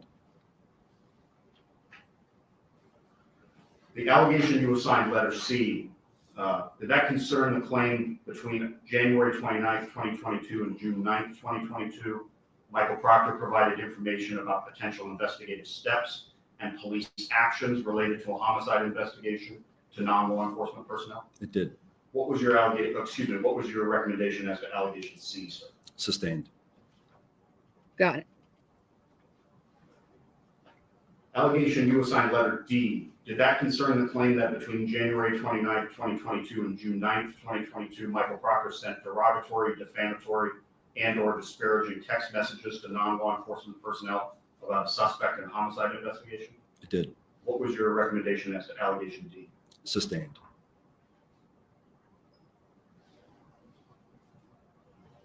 Allegation you assigned letter E, sir, did that concern the claim that on February 1st, 2022, Michael Proctor engaged in behavior to accept a reward, gift, or gratuity on account of his? He seemed a little, just a little nervous. He keeps scratching his face and stuff, but I think he's just embarrassed that he's like, yeah, I'm going to lift up this bus and throw my body under it. Oh, well. Everybody else is blaming him. Official services. It did. What was your recommendation as to allegation E? Not sustained. Oh, the gift. The Okay. allegation you assigned letter F, sir, did that concern the claim that on dates between June 9th, 2022 and August 17th, 2022, Michael Proctor sent derogatory, defamatory, and disparaging text messages about a suspect in a homicide investigation to other law enforcement personnel? Yes. What was your recommendation as to allegation F? Sustained. I think this guy As to is assignment, parched. Allegation assigned letter G, sir, did that concern the claim that on August 17th, 2022, Michael Proctor looked for nude photographs of a suspect in a homicide investigation? It did. What was your recommendation as to allegation G? Not sustained. What? Just a few more, sir. Allegation you assigned letter H. He said Did it. that concern the claim that on July 19th, 2022, Michael Proctor consumed alcohol while on duty? Yes. What was your recommendation as to allegation H? Sustained. Allegation assigned letter I. Did that concern the claim that on July 19, 2022, Michael Proctor consumed alcohol and then operated his department-issued cruiser? It did. What was your recommendation as to allegation I? Sustained.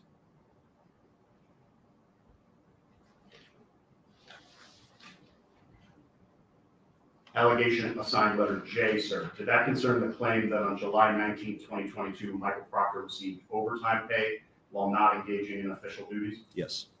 What was your That's recommendation huge. as to allegation J? Exonerated.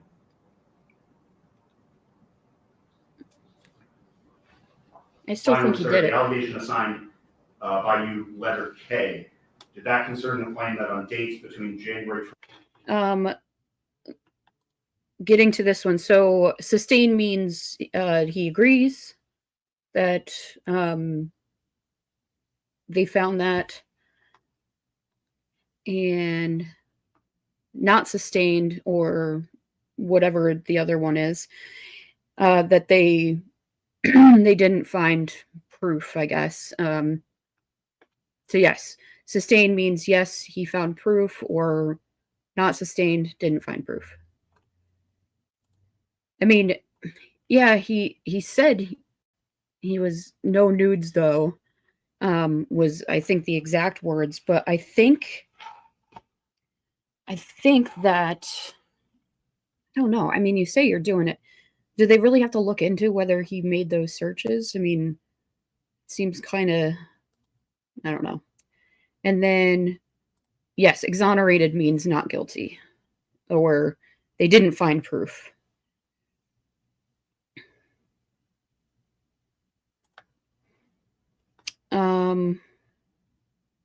Yeah, no nudes so far. Can you imagine? Good grief. 29, 2022, and August 17, 2022, Michael Proctor engaged in behavior that brought himself and the department into disrepute. It did, yes. And what was your recommendation as to allegation K? Sustained.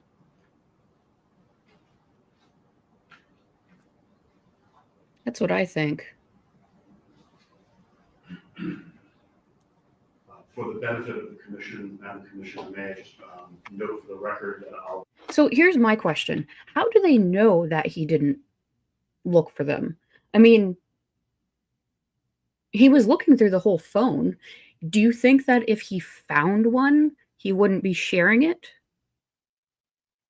I think that he would have shared it if he found it.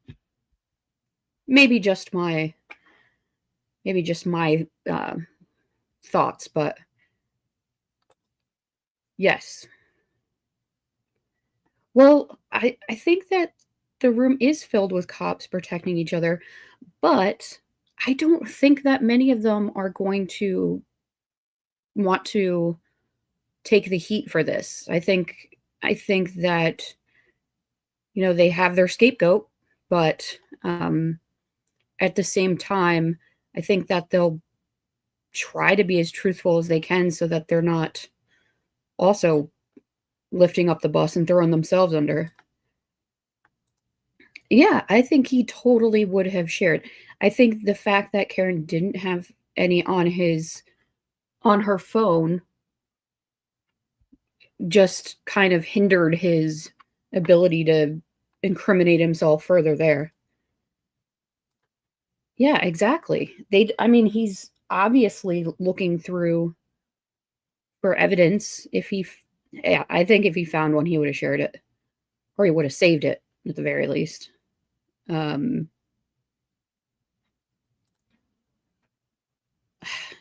mean, fair enough. I guess there's no proof either way. There's no evidence, except he did say it. So, I mean, whatever. Hello. Great. Let's get back to it. Shortly, in a few moments, referring to clip number 1 from our exhibit number 4. Yes. So if I could just notify the commission of that. Nothing Thank you. important. Detective Lieutenant Dwyer, I'm now going to ask you a series of questions about each of the allegations that you assigned those different letters. Is it fair to say that as to allegation categories A, B, and C, Michael Proctor's communications to others took place on several different text message chains that you previously mentioned. One with a group of friends and another with his sister. Yes. And it's also fair to say that from your review of the evidence and the messages from Michael Proctor under categories A, B, and C, his testimony about that began, excuse me, my apologies, I'll restart that question. Is it fair to say from your review of the evidence that the messages pertaining to allegation categories A, B, and C, those messages began by Michael Proctor on the day that Officer O'Keefe's body was discovered, January 29, 2022? Yes. And is it fair to say that his testimony at Kerry retrial as to categories A, B, and C, chronologically speaking, his testimony began on June 10th, 2024, under direct examination from the prosecutor? Yes. Now, I'm going to direct your attention to the video. Madam Commissioner, may we have clip number 1, please? Yes. Thank you. And again, I'll advise everyone, please do not speak while the video is being shared. Yeah, everybody shut up. Are we going to get to see it? Turn. Show us. Madam Commissioner, could you pause, please? Ugh. Just for the record, I wanted to note, for the record, this clip begins as part of Respondents Exhibit 4, the video from June 10th, 2024, at Woo! approximately 5 hours, 24 minutes, and 21 Super seconds. zoom. Can you please repeat the time again? Yes, my apologies, Madam Commissioner. 5 hours, 24 minutes, and 21 seconds approximately is the beginning of this particular clip. It actually is a clip. It literally says clip Detective it. Lieutenant Dwyer, before I ask the clip to be played, excuse me, is it fair to say that this is the start of his testimony regarding the text message chain with friends in which he reveals the identity and other details of the reported homicide victim, Officer John O'Keefe? Yes, I believe so.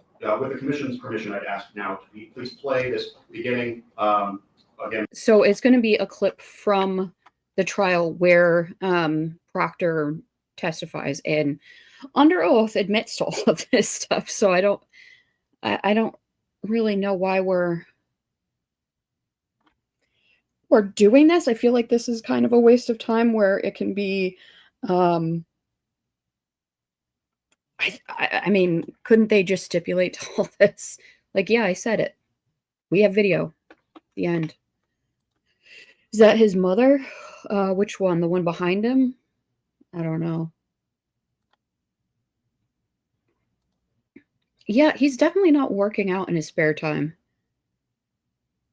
I mean, I'm not really one to talk, but I don't know.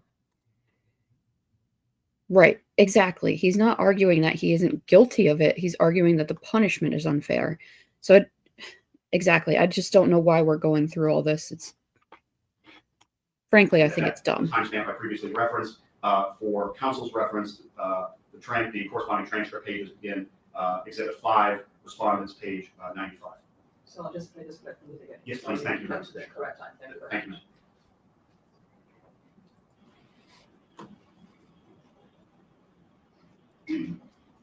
Could be. From you, Doctor, do you recognize that? Yes. And what do you recognize it to be? It's a text message thread labeled Proctor Friends. Now, over the course of your investigation, over the course of this case, you're aware that there were iCloud data that was obtained from your personal cell phone. Yes. And different text strings from that iCloud data from your personal cell phone. Correct? Show Correct. it. And with respect to what has just been placed before you, is that an excerpt or piece from those particular messages? It is.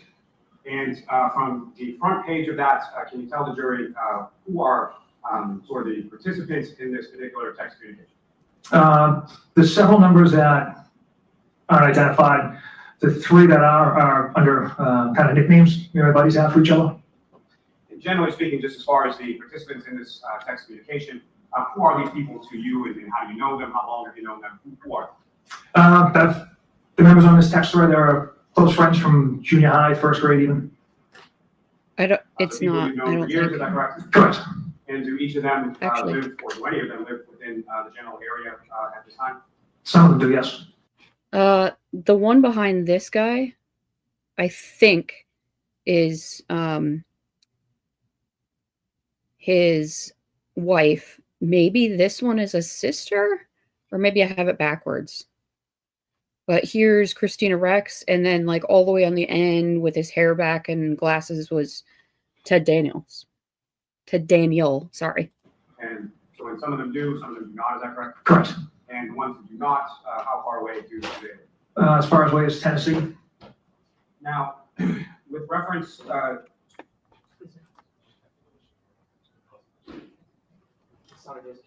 No. thank you, ma'am.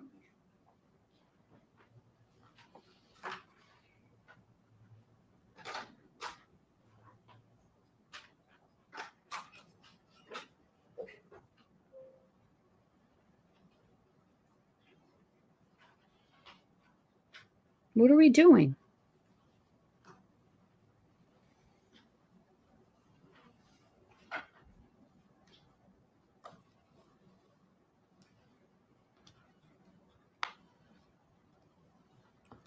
Longest pause ever. Come on.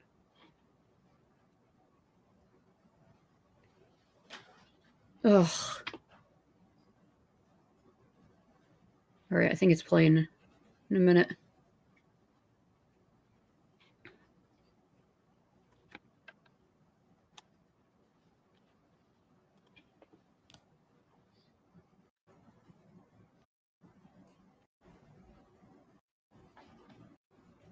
Come on now.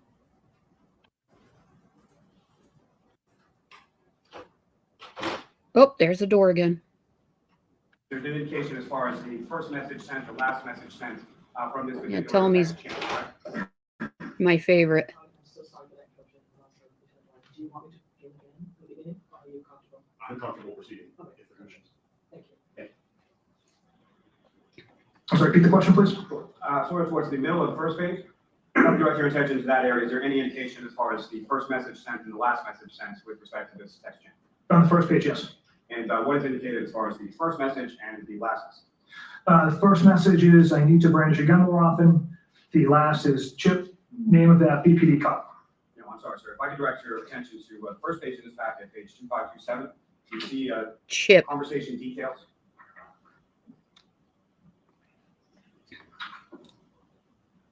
Yeah. Sorry, may I go? Yes. Ah, Bev. Okay, You see what I was talking about now? I do, sir. And from that area labeled conversation details, there's a first message sent date and time, and the last message sent date and time, correct? Yes. What is the first message sent date and time? It's 10/18 of 2021 at 8:48 a.m. The last message sent is 8/31, 2022 at 11:19 p.m. And is there also within that conversation details an indication as far as the number of messages over that time frame within this communication? There is. And what does it list for number of messages? It's 38,707. The fair to say the packet that you have for you does not contain all 38,707 messages, correct? That's correct. The first message that you had, I believe, alluded to, in reference to the first one listed within this communication, what date and time is that? That was January 29th, 2022 at 10:36 Crazy. p.m. And who is that message from? My friend who lives in Tennessee. And what, if anything, did he send to? I need to brandish a gun more often. And if you know, what is that in reference to? He just recently moved to Tennessee, and he was kind of, I think, making a joke as kind of the lifestyle down there becomes more prominent or more common to be carried around there. So I interpreted that as a joke in that nature. And the next message, sir, from that same page, 2527. The next one is it's bold. And is there a name associated with that number that's in, please? No, Do you know who that person is? I don't. And the next message, sir, Yeah. from 10:52 p.m. Chip, name of that BPD cop. And Chip, who is that referring to, sir? That is one of my nicknames I've had since maybe high school. A nickname that would be familiar amongst you, Freezing. friends in particular. Yes. And this time period when these text messages begin, sometime after 10:30 or 10:50 p.m. on January 29th, where are you and what are you doing in reference around that time? At this point in time, on the 29th, I'm home. One of them, And that last text message, do you respond to that at approximately 10:50? I think so. Yes. And what was your response? John O'Keefe. And the next message down from there, also at 10:53 p.m. Yes. He took custody of his sister's kids. That's your response. There's another response about that, is that correct? Yes. And what does that say? How old? And you respond as far as he took custody of his sister's kids, correct? Correct. Skipping down a couple, you see an entry at 10:53:49 p.m. Yes. And that's from a 617 number, is that correct? Correct.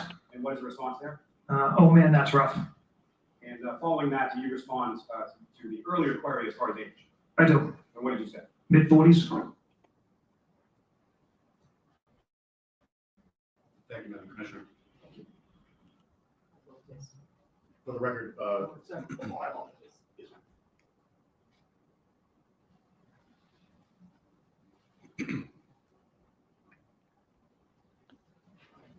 Sorry, it takes a while to bring it up. thank you, Madam Commissioner, understood completely. For the record, that was played, that portion of Exhibit 4, video from June 10th, 2024, was played until approximately 5 hours, 30 minutes, and 50 seconds.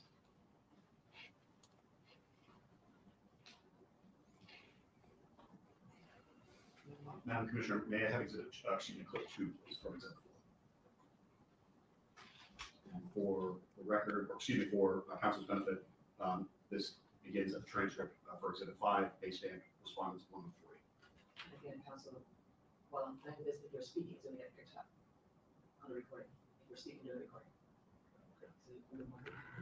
So it will be recorded.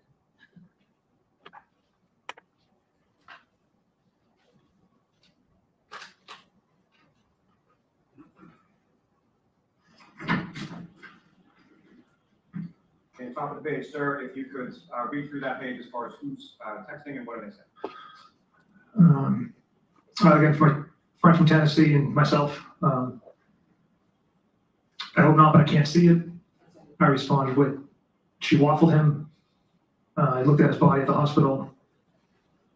Stop it at the beginning of it. I don't see it sharing on the screen.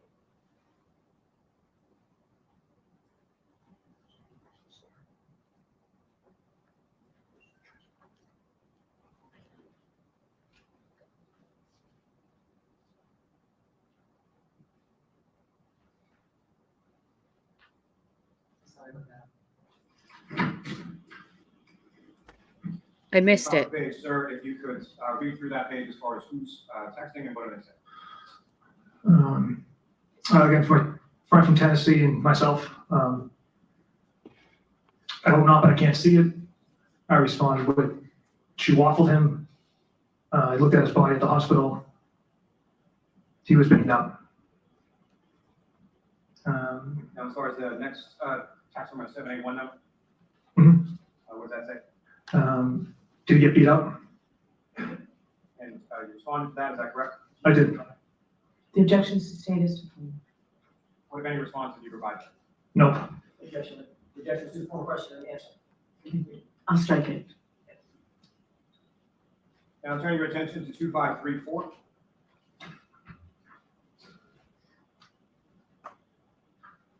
And from this page, sir, if you could again just read through as far as indicating to the jury who's speaking and what it means.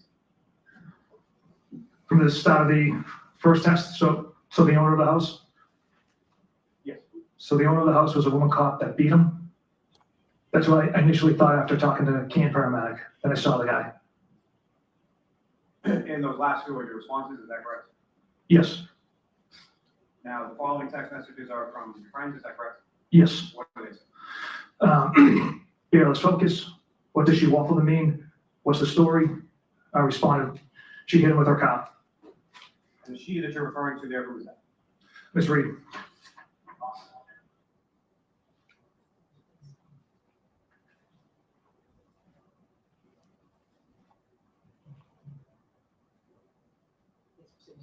Thank you. For the record, the video clip 2 that was just played was from Exhibit 4, beginning at approximately 5 hours, 53 minutes, and 18 seconds, until approximately 5 hours, 55 minutes, and 21 seconds. Detective Lieutenant Dwyer, fair to say that concluded Michael Proctor's testimony as to allegations A, B, and C with regard to June 10th, his testimony on June 10th, and he did not testify on those subjects again until June 12th. Correct. May I please have clip 3 now, Commissioner?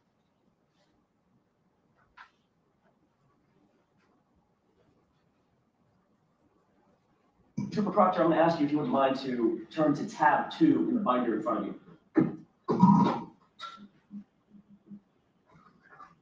Can you take a look at the face page of what's under tab 2 and tell me if you recognize that?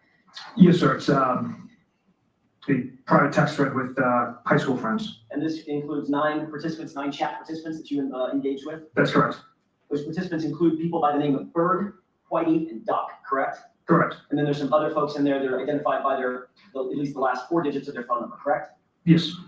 So this is a group text or a group chat with you and 8 of your high school friends about this investigation, correct? Yes. Trooper Proctor, you never thought when you were engaged with these other 8 individuals that this particular set of chats would ever become public, did you? No, I did not. I want to take a look at page 2527. If you can turn, that's on the bottom right of the document in tab 2. Do you recognize, do you have that page in front of you? Yes, sir. You recognize that this group chat was taking place on January 29th at about 10:52 p.m., correct? Correct. And the person that I'll identify as 5051, that's the last 4 digits of that phone number, indicates Chip, name of that BPD cop, correct? Correct. First of all, you indicated on Monday that you're Chip, is that right? Yes, sir. You responded at 10:53 p.m., John O'Keefe, is that right? Yes, sir. So you were willing to tell, just a few hours into an investigation of the death of a Boston police officer, you were willing to tell a bunch of high school buddies details about the investigation, including the name of the victim, correct? At this point, it was 16 hours later, sir. Not a few. 16 is a few hours, correct? I'm not talking about days later. It was about 16 hours later, sir. Correct. And you identified John O'Keefe as the Boston police officer who is fallen in the yard at 34 Fairview, correct? Correct. You also informed, if you will skip to page 2529. Mm-hmm. Thank you, Madam Commissioner. For the record, clip 3 begins from our exhibit 6, the video from June 12th of 2024 at about 0 hours, 38 minutes, and 20 seconds. And for the record, that was paused at approximately 2 minutes and 30 seconds into this particular clip. Madam Clerk, or excuse me, I apologize, Madam Commissioner, I apologize. Could you please, and my timestamps are based on the full exhibit, so I'll have to approximate.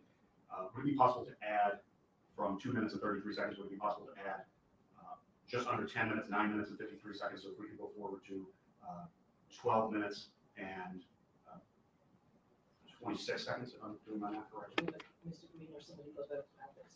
Wait, didn't they have 15 minutes? Am I dreaming?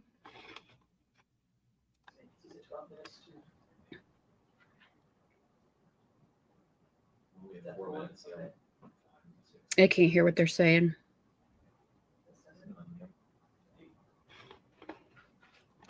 Oh.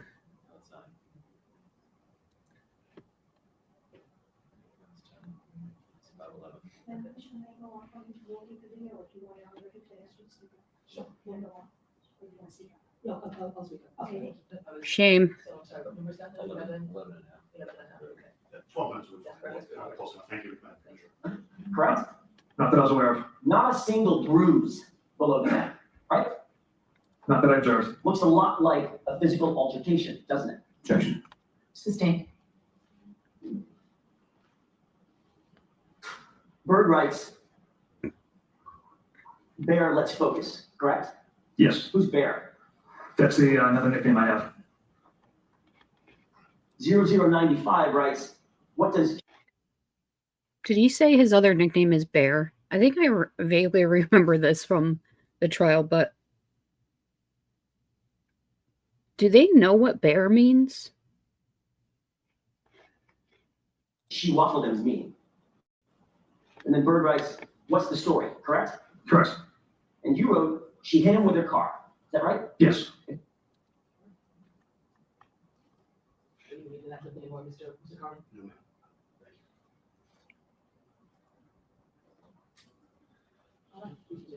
Thank you. For the record, what was played, as I mentioned before, it began at approximately 0 hours, 38 minutes, and 20 seconds. It was played for approximately 2.5 minutes, then skipped ahead just under 10 minutes and played to the end of that particular clip, which would have been at about 0 hours, 55 minutes, and 12 seconds from our exhibit 6.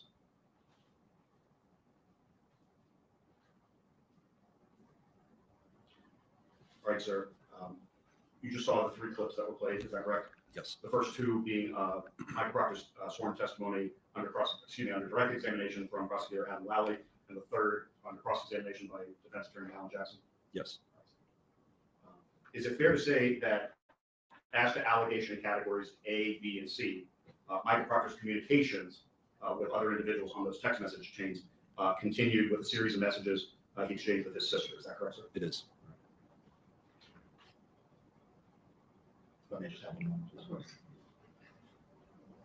Yes, if we could have clip 4, please, Madam Commissioner.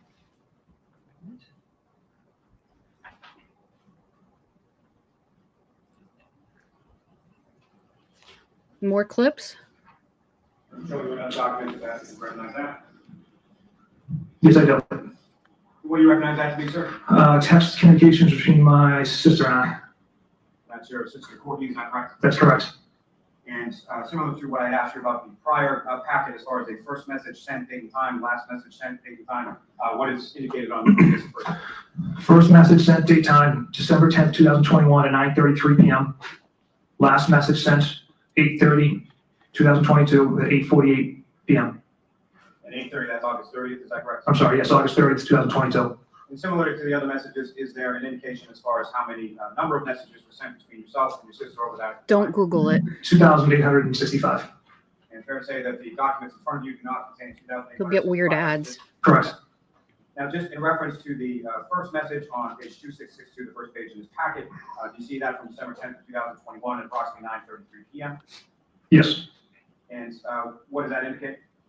the text message from my sister. What does it say? I called earlier, Dolph earlier, and mom was puking in the background. And do you recall what that was in regard to? From the sounds of it, my mother had a stomach bug.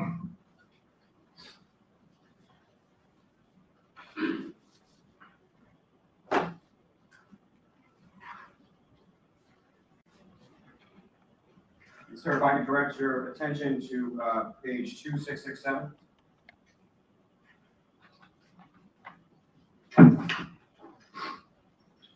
And these are text messages from January 29th, 2022, between yourself and your sister Courtney. Correct. And if you could read from the top of the page through the end, and please indicate to the jury as far as who's talking and who's saying what. So I texted my sister at work, "What's up?" She responds, "What? Why?" I respond, "I just found it frozen to death on our front lawn in Canton this morning. Actually just interviewed Jim McCabe, said she knows you." And they knows you, who are you referring to? My sister. And how did your sister respond to that? Cut the shit. I responded, "You." It was a typo correction with my response to you. She responded, "Yeah, she knows Jack very well. She's really good friends with Julie." My sister continues on. Her sister is married to Brian Albert. My sister asks, "You still working?" Question mark.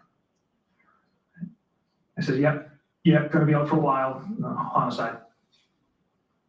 As far as your answers to those questions, or as far as your communications that you had with your sister at this time, on the afternoon of January 29th, what were those in regard to, or why were you communicating that to your sister? At that time, it was just kind of in the news. I was just kind of letting her know I was out working. She didn't share anything specific. I wouldn't share anything specific on cases with my family or anyone. Oh, please. It was just kind of an overall innocent conversation. Turn your attention to the next page, 2669. Again, if you could read from that page as far as who's talking, what content is. All right. My sister starts off, "The Canton thing is a homicide." I respond, "This is at 3 in the afternoon on the 29th. Don't say a word to anyone." She said, "Of course not." I respond, "At the very least, it's suspicious." She responds, "This is your livelihood." And then I would never miss with that. 3:07, I respond, "Julie and Chris were at the bar with the victim and girlfriend. Got to interview them."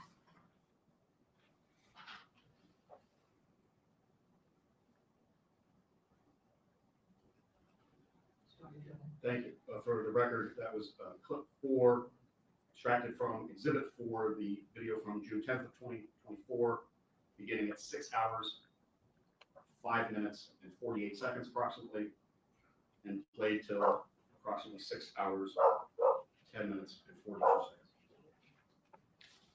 Detective Lieutenant Dwyer, did Michael Proctor's testimony about messages he sent with his sister relevant to allegations A, B, and C, did that testimony continue our cross-examination on June 12th, 2024? It did. May I have clip 5, please, Madam Commissioner?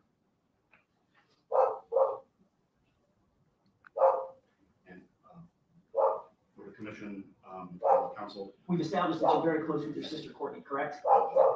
apologies, just for reference, I'll be asking the commission to pause the video. There's a break in testimony, so that we can skip ahead.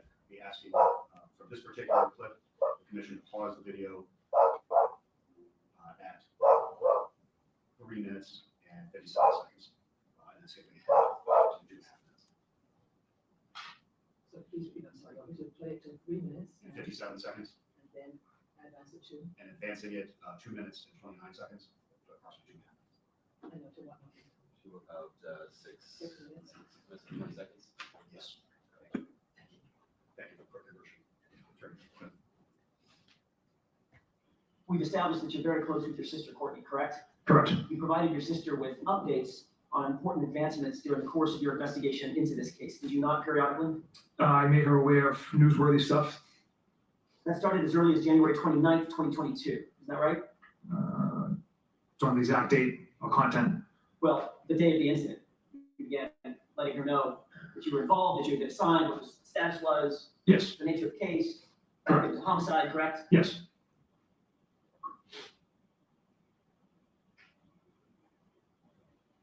Matter of fact, you discussed who the players were, who the people were that were involved. Isn't that right? I just mentioned Julie and Chris were earlier in the evening. So you mentioned the Alberts, correct? Julie and Chris, yes. You also mentioned the McKays too, didn't you? At some point. Yes. At 2668, you want to, that's the page I'm referring to. Okay. You write homicide, correct? So I said 2668. Correct. I have my page number correct. You're in the right page. Thank you.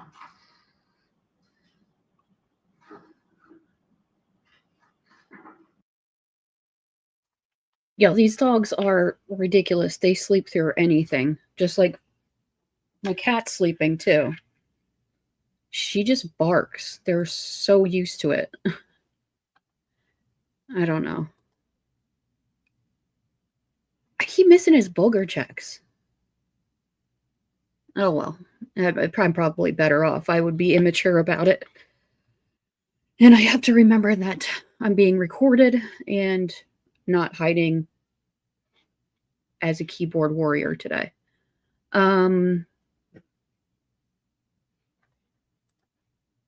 Yeah, I think he saw himself and maybe said, oh, I need to go to the gym more often.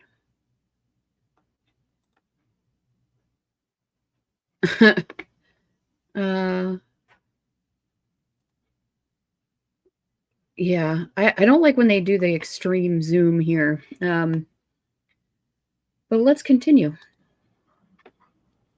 Okay, go ahead, sir. You wrote the word homicide. Is that right? Yes. You were describing to your sister the nature of the case that you are now assigned. Is that right? Correct. She wrote the Canton thing is a homicide, and you wrote don't say a word to anyone. Correct? Correct. And then she wrote of course not. Is that right? Yes. And then you wrote what? In the very least, it's suspicious. In the very least, it's suspicious. Correct? Correct. So at that time, at least at the time that you wrote that text on the 29th at 3:05 in the afternoon, you believed that the case was suspicious, right? It was before we found significant pieces of evidence. So you believed that it was suspicious that it may involve the Alberts, right? Absolutely not. She then writes, this is your livelihood, didn't she? She did. Meaning this kind of case could make or could break your career, right? Objection. She then wrote, I would never mess with that. Is that right? Yes. Your sister, Trooper Proctor, was warning you that you shouldn't be investigating a case in which close friends or family members were involved. Objection. Did you take her text? This is your livelihood. I would never mess with that as a warning from her. that you shouldn't be investigating a case that involved close friends? Judge, I'll allow it. absolutely not.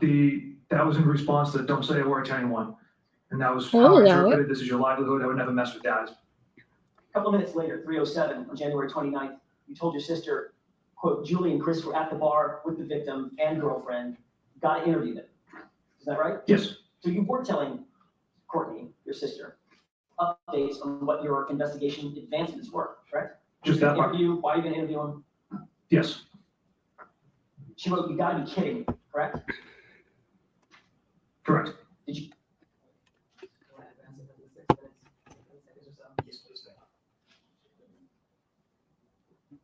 Is he fast forwarding?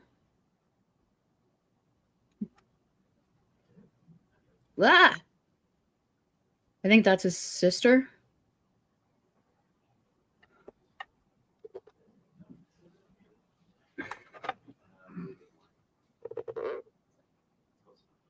And the one to her left is his wife. Again, that's how I read that message. You don't deny.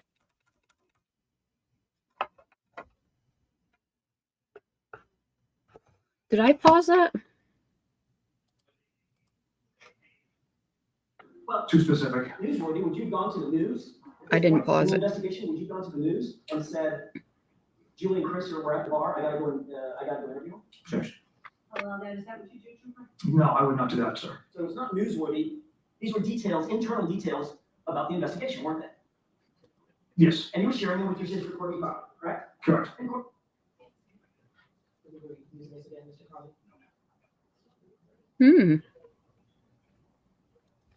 I'm definitely not For having the record, alcohol. Again, Respondents Exhibit 6, the video from June 12th of 2024. Playback began at approximately 1 hour, 50 minutes, and 43 seconds.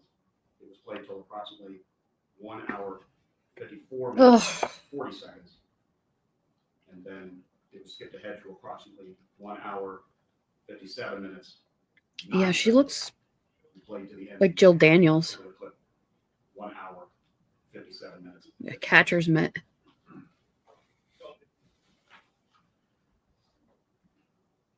All right, Detective Lieutenant Dwyer, I want to move on to the allegation. Ugh, Assigned letter D. getting seasick. For the commission's benefit.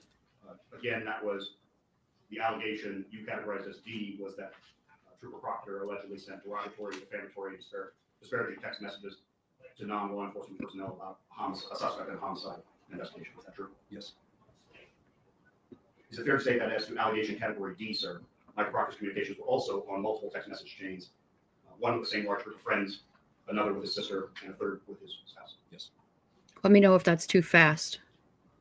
Was Trooper Michael Proctor's testimony on this subject, chronologically speaking, again, first addressed at that trial under direct examination from the prosecutor? Yes. And then also fair to say, this next clip will pick back up at a point I watched earlier, where Trooper Proctor was describing the text message chain with multiple friends, some in state, some out of state, and conversation turns to Ms. Reed and her appearance. Correct. Madam Commissioner, may I have clip 6, please? There's just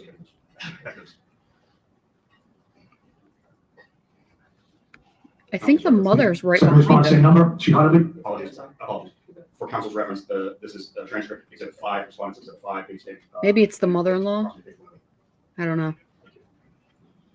Second response, same number, she hardly.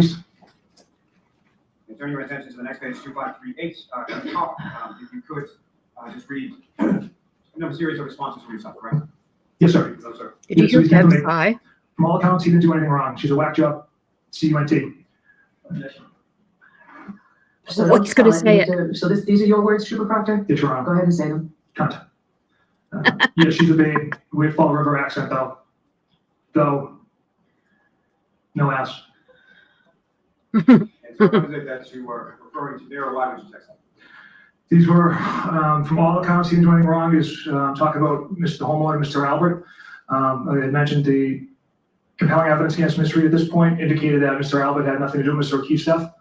Right. The rest of the unprofessional and regrettable comments are something I'm not proud of, and I shouldn't have wrote in a private or any type of setting. And apologize for it, you turd. At some point, if I could turn your attention to page 2540.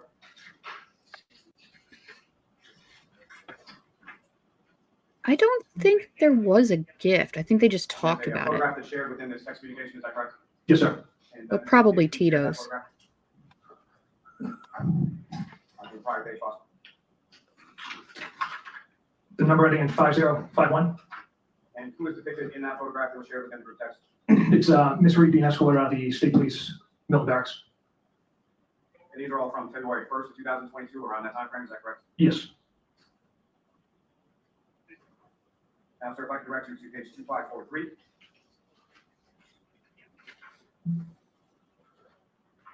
And sir, if I could direct you to the top of the page and ask you to read through that page, indicating who's speaking and what the content of those communications are. Okay. The number ending in 4146. Question, is that chick a smoke? Again, 4146 question mark. I respond EH. Be right back. I respond again, not bag, as chief would say. I also respond with, she's got a leaky poo knot, leaks poo. And what, if anything, is that in reference to? Again, to Ms. Reed's some medical conditions there. Again, unprofessional comments I should not have made, that I'm not proud of.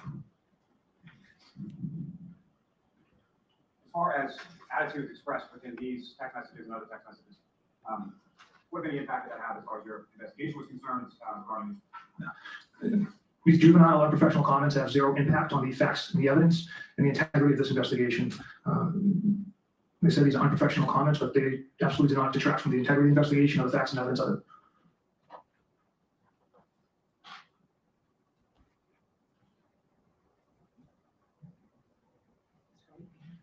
Thank you, ma'am. For the record, the last clip 6 just played was from Respondents Exhibit 4, a video from June 10th, 2024, beginning at approximately 6 hours, 0 minutes, and 15 seconds, and played until approximately 6 hours, 4 minutes, and 22 seconds. Detective Lieutenant Dwyer, is it fair to say that that concluded Michael Proctor's testimony as allegation D, demeaning Ms. Reed to his friends for June 10th, and he did not testify on that subject again until June 12th? Correct. Just before I ask for clip 7, I'm just going to note the next clip 7, will come from June 12th. And for counsel and the commission's benefit, the transcript, Exhibit 7, Respondents 199, beginning approximately line 11. If I could have clip 7, when it's going to be for the commission. Thank you. Yes, ma'am. Thank you.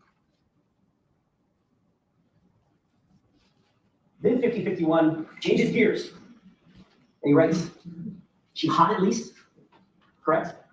Yes. And what was your response to that? From all accounts, he didn't do a thing wrong. She's a whack job cunt. From all accounts, he didn't do a thing wrong. She's a whack job cunt. That's what you wrote, correct? Correct. 16 hours into this investigation. Yes. Into your objective and unbiased, thorough investigation, correct? Correct. But sir, you didn't have all accounts, did you? What I meant by that was, Did you or did you not have all accounts? Are they in your zooming in? investigation? the accounts we had was Ms. Reed struck Mr. O'Keefe with her vehicle, discovered taillight pieces at the scene. Those are the accounts we had. The accounts And you that's- had, I'm sorry, go ahead. Zoom The in. accounts you had, Trooper Proctor, were from 2 people named McCabe and 1 named Albert, who happened to be the homeowner and a Boston cop. Those are the accounts from recipient witnesses that you had, correct? There was another additional witness that we had investigated that interviewed Ms. Roberts as well. And from all accounts, he didn't do a thing wrong. That was your decision 16 hours into the investigation, correct? Yes. And the other decision that you made and the other determination you came to was my client, Karen Reed, was a whack job cunt, right? Yes.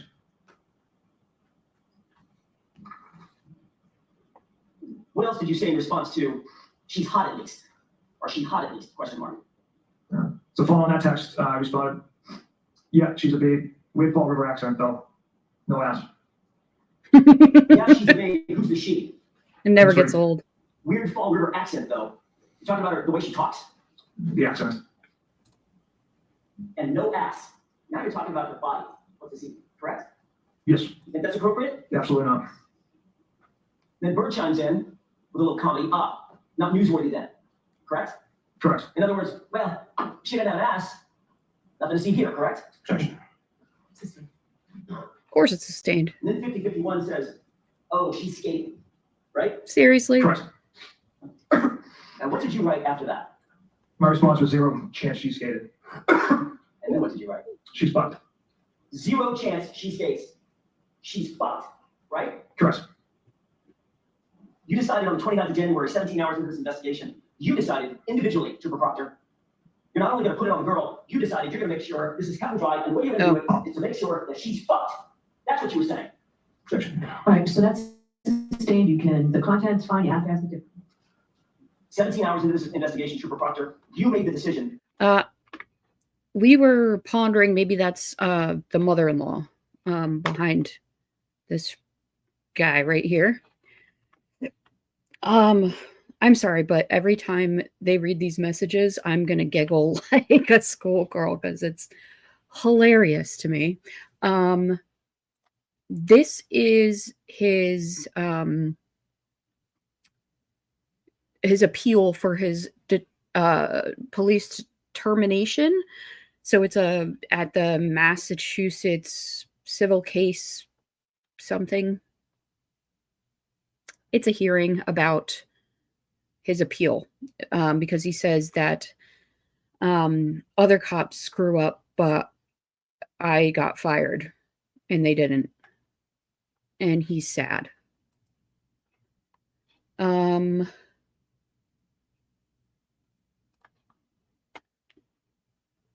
I really wish that they would just show us what he's writing. Like, zoom in better, cameraman, please. I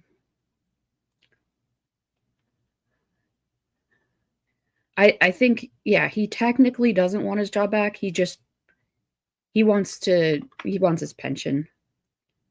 I mean, maybe they should just say, like, screw it and give it to him just to save everybody the time. But I guess they do want to make an example out of him. I don't know. Is it worth all of this time? I mean, I wonder how much his pension is. And maybe they've already thought of that and said no. And they don't want other people to appeal as well to try to get their crap back. I don't know. I think, like, I think that, a mall cop is a fine job, but yeah, I mean, sure. I get it. Interesting. Well,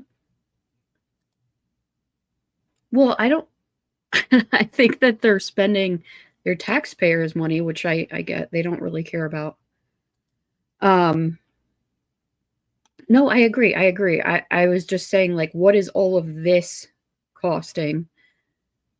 At the same time, I agree. Yes, that's a good point. That, a lot of people would be. No, I don't want to give his pension back. I'm just, like, thinking, like, why are they, I don't know. I guess they have to give him, like, his time and his right to appeal and all of that. And that's just part of the process. I doubt it adds up to be his pension. And if it does, that's crazy. So I agree.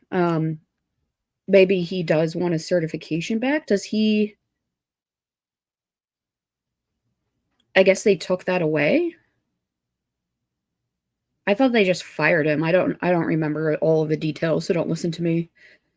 And yes, I think that other companies probably, or other cops might take this and. No, I agree. Just talking it out, folks. Just talking it out.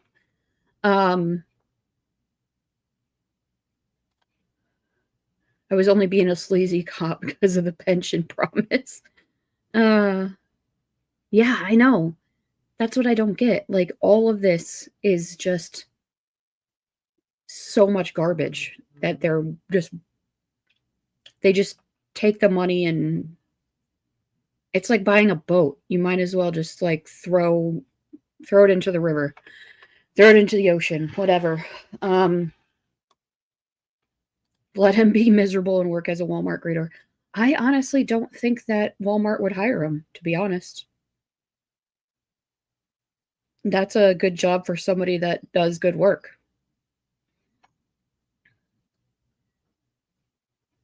I don't know.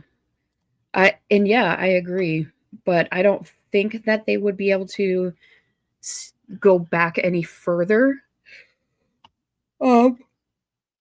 Excuse me. That was a big yawn. I think that they'd have to have some kind of probable cause, and I think they have enough. I really don't think they need any additional. I don't think he's getting his pension from what they're saying. I don't know.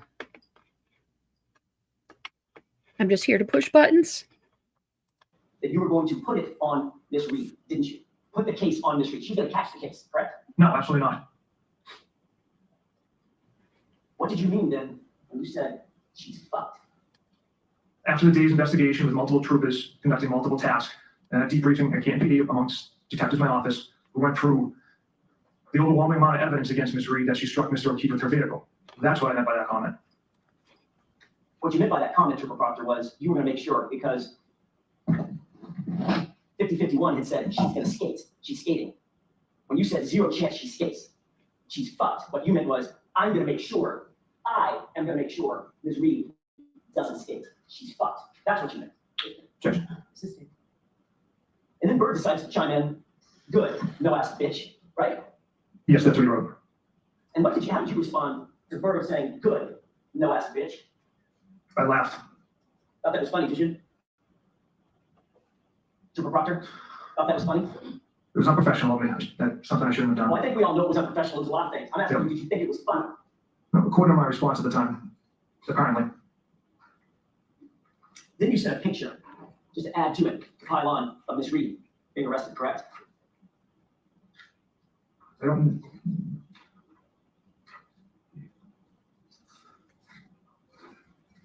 I'm not sure if that came from me, sir. Oof. Let's skip to 2543.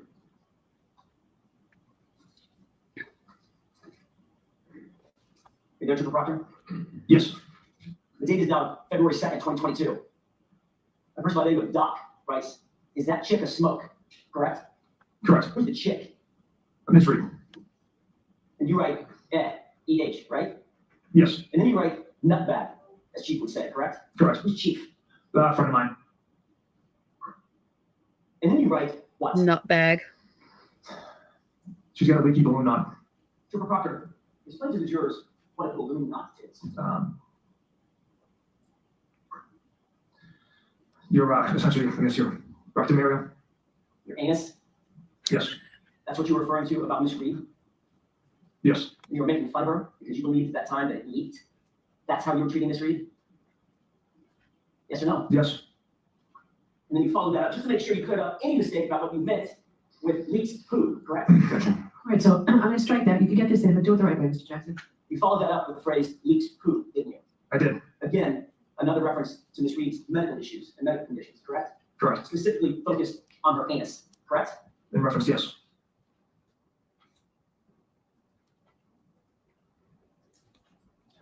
Thank you. For the record, what was just played, clip 7, came from Respondents Exhibit 6, beginning at 1 hour, 1 minute, and 29 seconds approximately, and was played until approximately 1 hour, 9 minutes, and 38 seconds. Detective Lieutenant Dwyer, further as to allegation D of demeaning messages sent about a suspect sent to non-law enforcement, is it fair to say that Michael Proctor's communications also included messages he exchanged with his sister? Yes. Specifically, on February 4th of 2022, did Michael Proctor send a message reading, quote, hopefully she kills herself? He did. And according to his testimony, Michael Proctor's testimony, to whom was he referring in that message, hopefully she kills herself? Darren Reed. And further as to allegation D of demeaning messages about a suspect sent to non-law enforcement, is it also fair to say Michael Proctor's communications also included messages he exchanged with his wife? Yes. Specifically, on June 9th of 2022, did Michael Proctor send a text message reading, quote, we're going to lock this whack job up? He did. And according to Michael Proctor's testimony, to whom was he referring in that message? Congrats. All right, Detective Lieutenant, I want to return to the subject of your allegation E at a later point in your testimony. Right now, I want to ask you a series of questions and play a couple of clips with regard to the next allegation that was sustained according to your investigation, allegation F, namely that Michael Proctor sent derogatory, defamatory, disparaging text messages to other law enforcement personnel about suspect in homicide investigation. Specifically, I'll be asking for the next clip, which is in sequence clip 8. Before I do, however, I'd just like to direct council and the commission's attention. The page reference for the transcript is exhibit 5, date stamped, respondents 125. That I have at the commission's meetings, clip 8, and this one unfortunately does have a jump in the middle of it. There's a skip of about 7 minutes and 15 seconds in the middle of the tape, so or the middle of this particular clip, just for efficiency and administrative. Well, welcome. If you could please have Hello, run hello. at the beginning for the first 2 minutes and 1 second, and then skip ahead 17 minutes and 15 seconds to 9:16, place at the end. Nightbot's generous today. 9:16.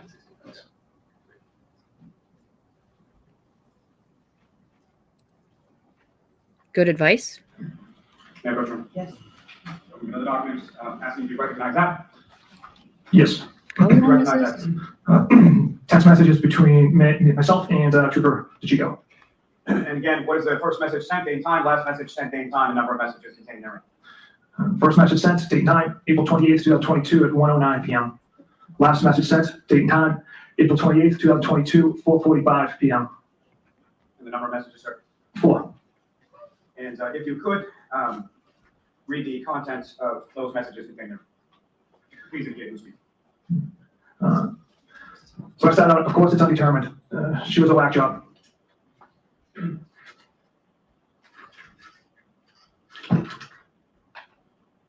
Trooper DeChico responds, "Dear God, WTF, what the hell's inconclusive about the whole thing?" And as far as your indication there, as far as she was a whack job, who are you referring to there? Ms. Reed. As far as the undetermined, what you're talking about, what is sort of the content and context of this conversation? That would be the manner of death was determined to be undetermined by the medical examiner's office.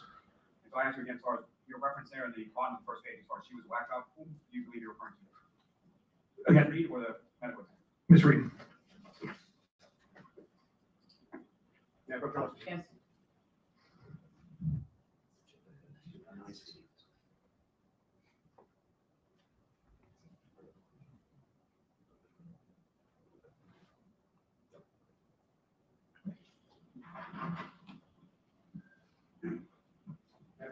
Yes.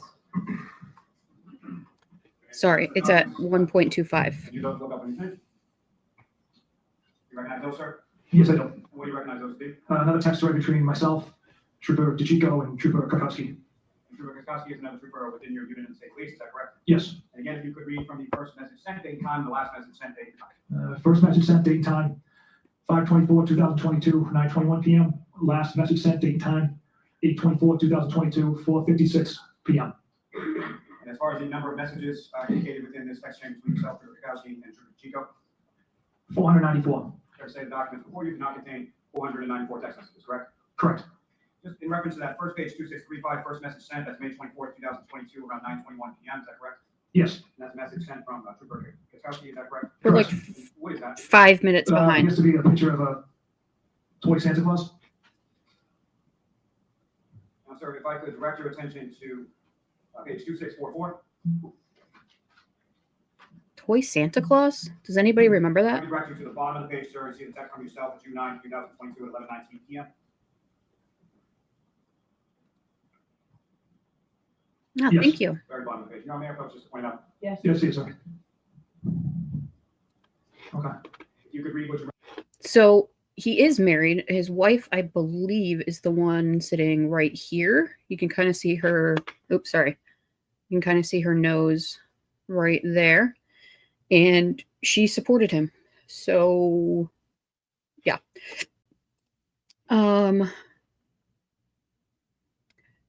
Yeah, I forget. What did he say? I think that was from a hearing when he called him an asshole.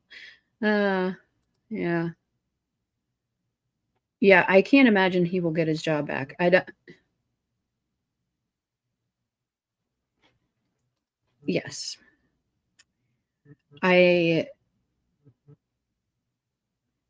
don't know. The whole thing is ridiculous. And I can't believe, I guess there's sickness and health. I don't know. I mean, I thought like later on there was another message that came out that said it was after the trial. Maybe it came out in the second trial. I don't remember. But he was texting with Adam Lally about closing statements, and he's like not asked, did you watch? And something he said no, because I couldn't watch that asshole or something like that. I'm paraphrasing, but something like that. I don't know how you could hate Yannetti, even from the other side. He's nice to Grant, for crying out loud. Vote on June 9th, 2022, around that time. Do you like women who shit themselves? The answer, what is it that you're referring to there? Again, a regrettable comment I made about Miss Reed's medical condition. Now, if I could direct you to the following page, 2645. And again, if you could read from that page as far as who is indicating to the jury who is speaking and what is being said on page 2645. I'm speaking right now. The statement she made tonight at 8/7 was mental. Then Christ it was on BWC, which is body one camera. Trooper Bukowski responds, that's her. Smoke. Trooper Bukowski again, what'd she say? I respond, said the albums beat the shit out of O'Keefe, left him for dead. That's why her taillight was cracked. She's gross. Trooper Chico, oh, fuck her, bitch.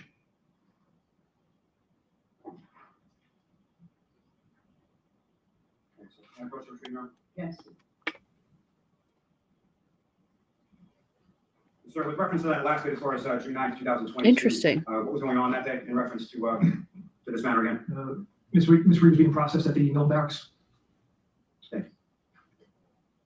Oh, I remember this now. Let me have just a moment, John. Yes.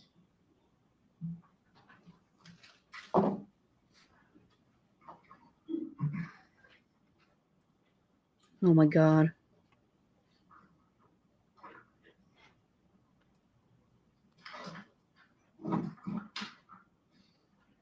I forget about all of this stuff.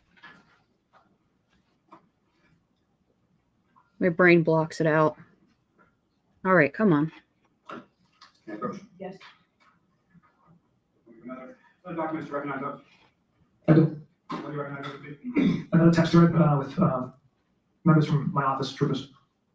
Oh. And who are the troopers that are listed within that? Trooper Chris Moore, Trooper Jeff Bukowski, Lieutenant John Fanning, Trooper David Chico, and Sergeant Yuri Keck. And what is the message sent date and time?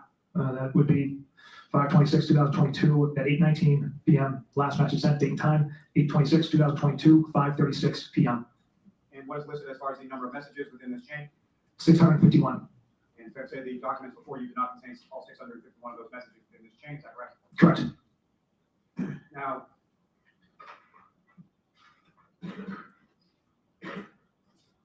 sir, if I could direct your attention to page 2682.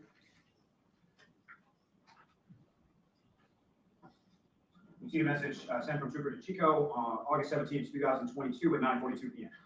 Yes. And is that an image contained on the next page, which is 2683? Yes, it is. And what is the image of? That is a picture of Mr. Yannetti, appears to be from quite some time ago. Now turn your attention to the next page, 2684. Maybe it's his sister. I don't know. 17, 2022 at 9:44 p.m. Is that correct?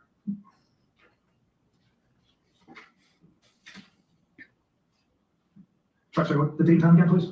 Page 2684, 8/17/2022, 9:44 p.m. Yes. You see there's like sort of three Yeah. responses from you? I have, yeah. If you could just read the three responses from yourself, sir. Okay, so these came from me. Funny, I'm going through his retarded client's phone. No news so far. I hate that man. I truly do. Oh, With there it reference is. to, the investigation at this point, you're talking about his client's phone, who you're referring to. Miss Reed.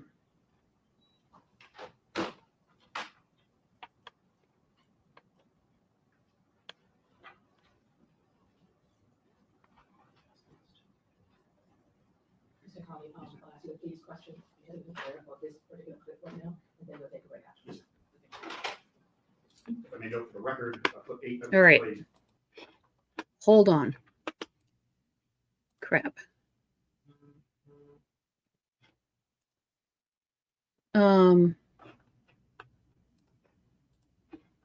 I've got a picture.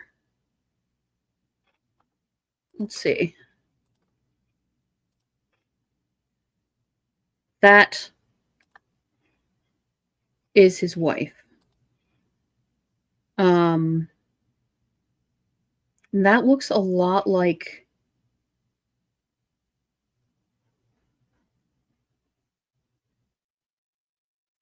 I mean, that looks just like the woman that's sitting behind him, right? Am I crazy? I don't know. Back to this. Ugh. What's happening? All right.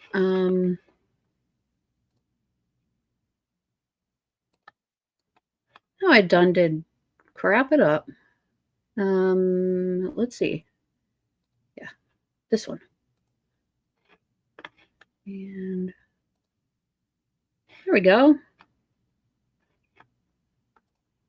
It's played from Respondent's Exhibit 4. And the playback began from that clip at approximately 6 hours, 29 minutes, and 19 seconds. Oh, gosh. It was played until approximately 6 hours, 31 minutes, and 20 seconds. Then it was skipped ahead to 6 hours, 38 minutes, and 35 seconds approximately, and played until the end of the clip, which took place around 6 hours, 46 minutes, and 7 seconds on that exhibit. Detective Lieutenant Dwyer, is it fair to say that from, with respect to your review, and specifically allegation F, derogatory text messages sent about the suspect to other law enforcement personnel, that testimony that was just played effectively concluded Michael Proctor's testimony from June 10th?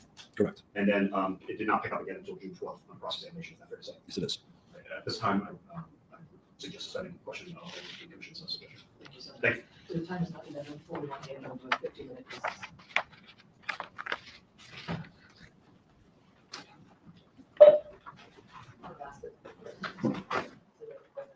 Okay. Are we on some kind of break?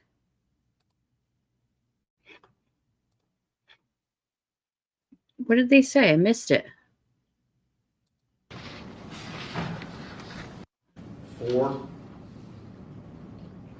And the playback began from that clip at approximately 6 hours, 29 minutes, and 19 Do I have a seconds. tag on my sweater?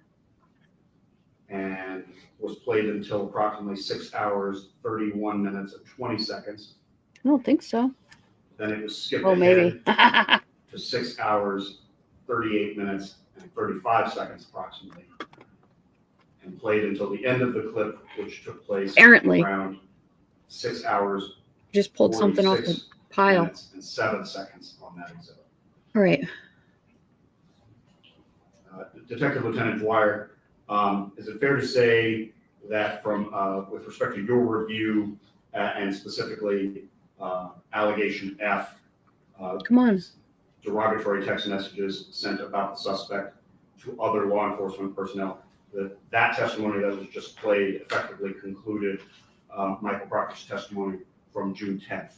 Correct. And then it did not pick up again until June 12th on cross-examination. Is that fair to say? Okay. Yes, it is. At this time, I suggest suspending questioning of the commission's suggestion. Thank you, sir. Thank you. So the time is not 11:41 a.m. and we'll do a 15-minute recess. Suspending question. All right. Well, fun. I'm a bad grifter. You are a bad grifter. I have 25% of the organs you are blessed with, but the till would overflow with a diverse group of snowblowers if I hosted. Well, you're welcome to come up here and take over. I mean, I'm sure Baker would have no problem with that.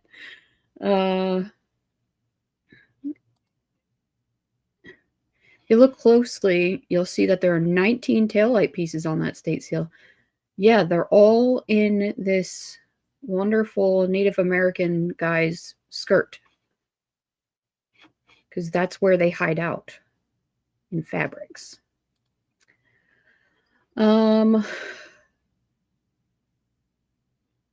That was a good eye. Kitty's eating. I don't know why. Yeah, teach me the ways.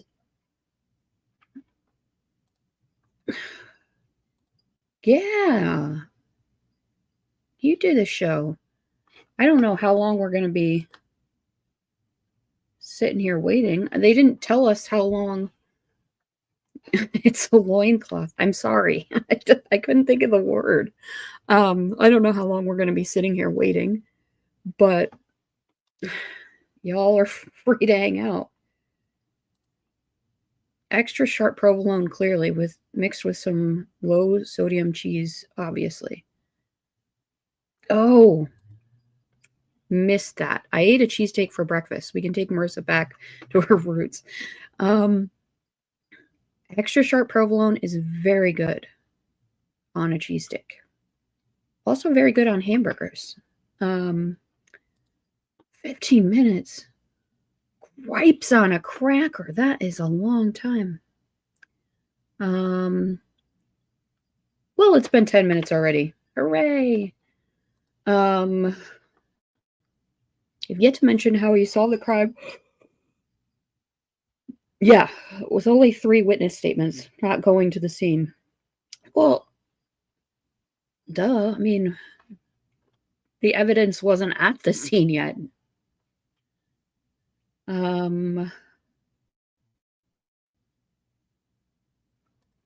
It's a wampanoag. Am I saying that right? Wampanoag? Indian on the seal? Yeah, sure.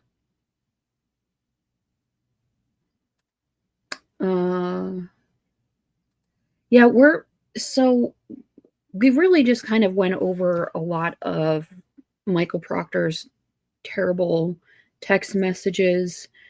They were really fun for the state police's attorney to say aloud. I thoroughly enjoyed, hearing them. Oh, excuse me. I really enjoyed hearing them out of somebody else in somebody else's voice. It was very exciting to me. But we have we got to hear all of them again from the first trial in clips, which wasn't, I mean, kind of brought back some memories, but yeah, I don't know. All right, I have to jump in here on the whiz. I think it's gross. It's really salty, and that's about it. I kind of like, provolone is my choice. But anybody who has an authentic one has to have at least one with cheese whiz and then never have it again. Oh, Wampa Noog. Oh, maybe. We are a little bit behind. I have it live right now. We're like 12 minutes. It's been, so a few more minutes. Oh,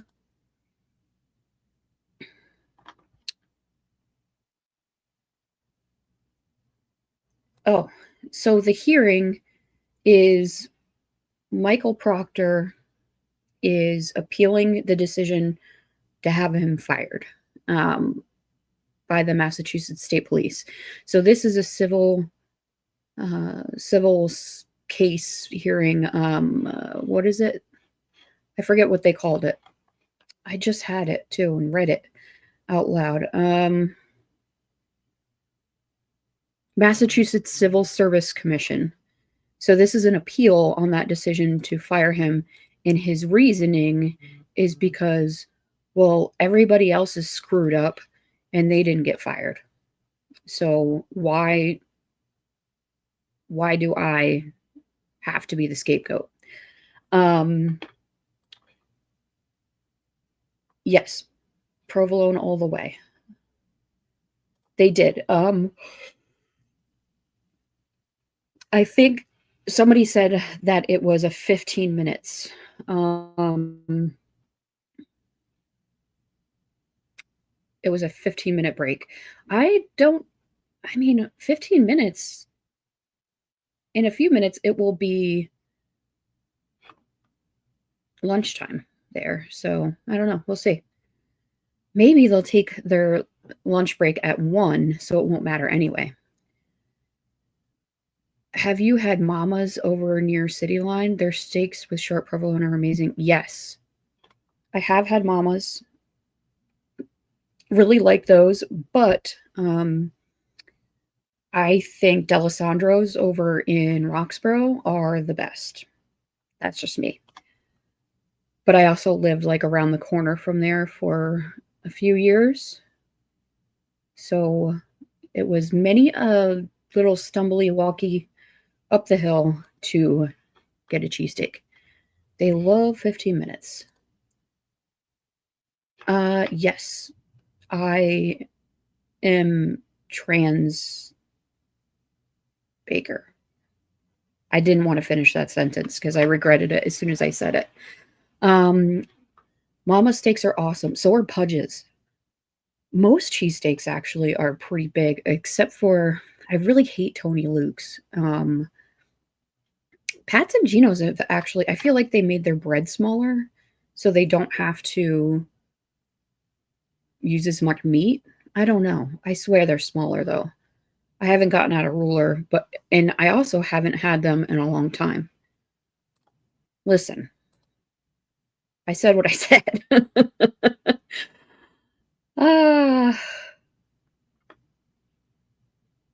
Everyone is speeding. Yeah, that's a good point. Well, you only have to be slightly faster than the last person in the pack of people speeding.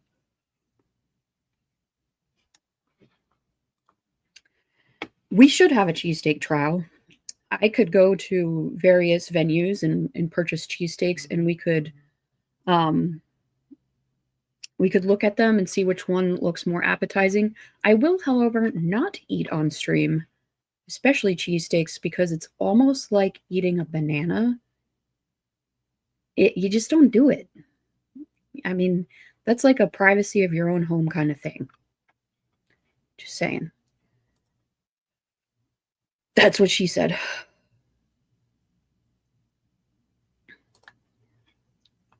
Listen, I'm just going where the chat's going. They're talking about cheesesteaks. Brandon had a cheesesteak today, and it had sharp provolone on it, and that sounds delicious to me. I'm really hungry. I am baker, after all. It has transformed. Yeah. You could just hold them up with your feet. No. Oh, nice. Yeah, Henry Ave. Yeah, we lived off of Martin Street, which was just a tiny little street in Roxborough, off Henry Ave. The best part about living in that section of Philadelphia is watching people try to go up the hill in manual cars in the winter. We would just sit in front of our front window with popcorn and laugh. Sharp provolone is really just older provolone. Cheese steak. Like S-T-E-A-K. It's probably my accent. Well, I don't have much to say. They basically just repeated crap from the first trial. So, what would you like me to do? I'd give Baker back the controls, but he's not here. Oy. Everybody stop yelling at me.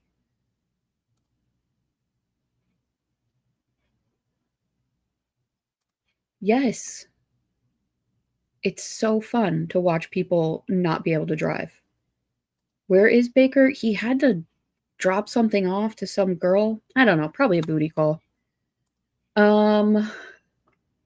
Buffalo burgers. Like, wait, buffalo burgers as in made out of buffalo?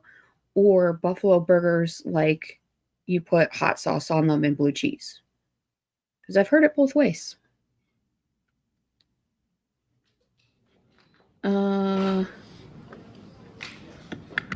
Ooh, I hear things. Everything Baker said this morning sounded sus. Yeah. I'm telling you. I'm starting rumors. Yeah, I don't think it's really a booty call, but yes, made with buffalo meat. Okay. Now, I often see bison meat in the store, like regular grocery stores here. Are buffalo and bison the same thing? I should really know this, but I don't. There's just not really buffalo here. Yeah, he's on a special delivery. Yes, raw.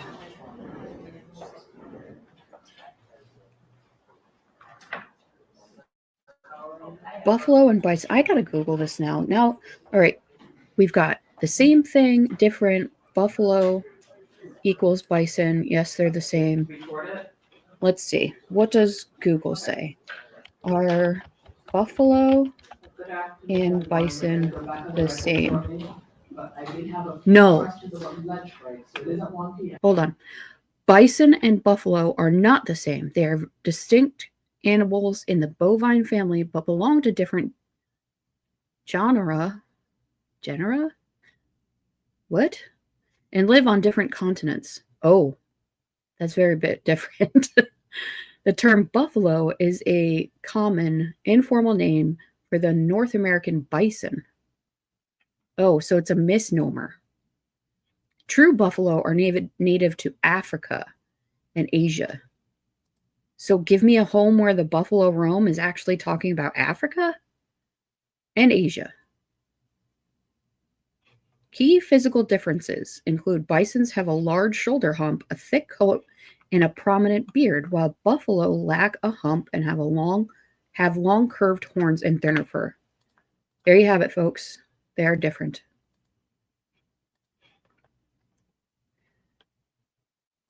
And yes, you're very welcome.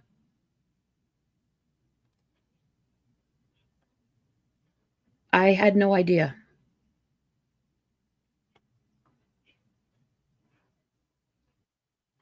Water buffalo? What are water buffalo? I'm sorry. This was brought to you by Discovery Channel on a Budget.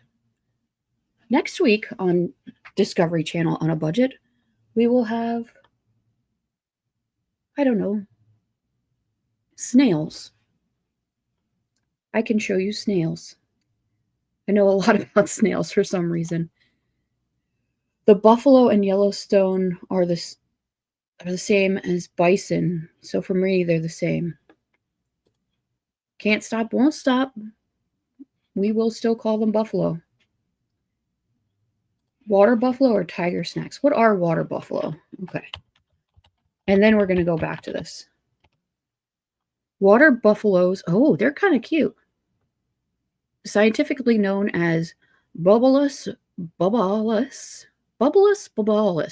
are large bovids primarily found in Asia, though they have been introduced to other parts of the world.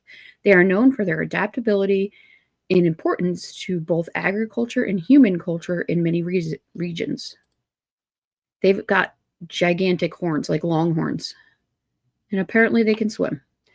The end of our buffalo segment. Crocodile snacks. Do they have crocodiles in Asia? All right, I'm gonna get down a rabbit hole. Let's see where we are. Mr. Carly, I'll just ask as you were going through, just remind us what page. Lunch break is at 1. Each time. 45 minutes.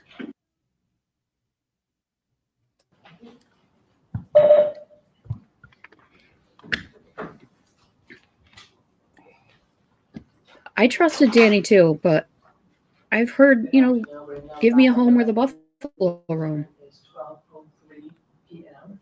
And I've informed on the part Huh. that you'll be taking a lunch break at 1 p.m. for 45 minutes. Mr. Carly? Thank you, ma'am. For the record and for the commission and council's benefit, I have one last clip to play on this topic before I move on to other subjects. The next clip will begin, the transcript reference is at respondents 136 for exhibit 5. Oh no, we're going And backwards in exhibits. for the commission and council's benefit, this will be clip 9. Unfortunately, there is a skip in it, but I have the timestamps ready. For clip 9, if we could play for the first 3 minutes. Sit and 8 down. seconds. And then pause. Trooper Proctor, in the summer of 2020. No need to go back. Wait.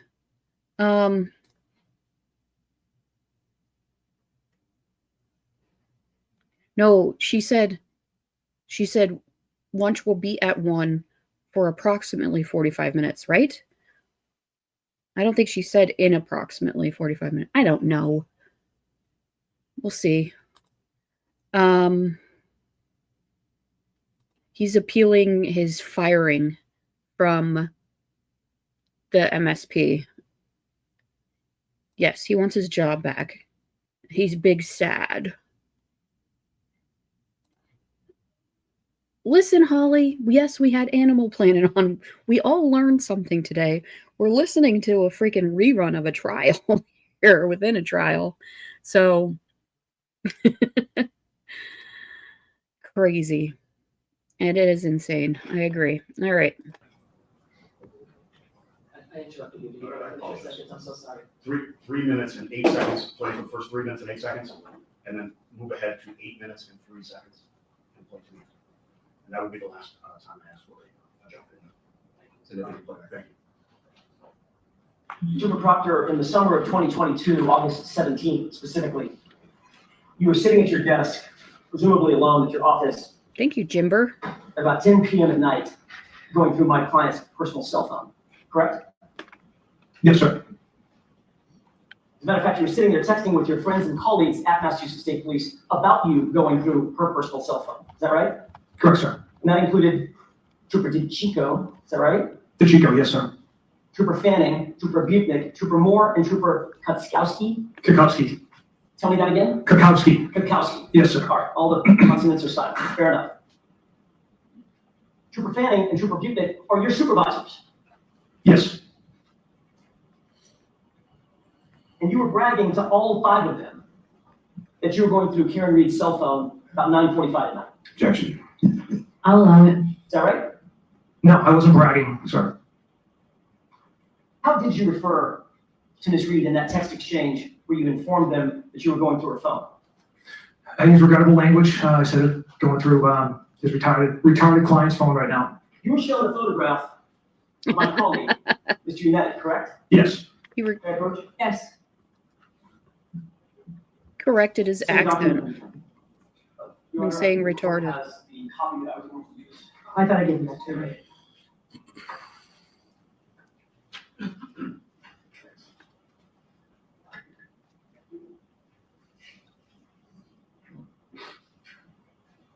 Yeah, that's definitely the missus.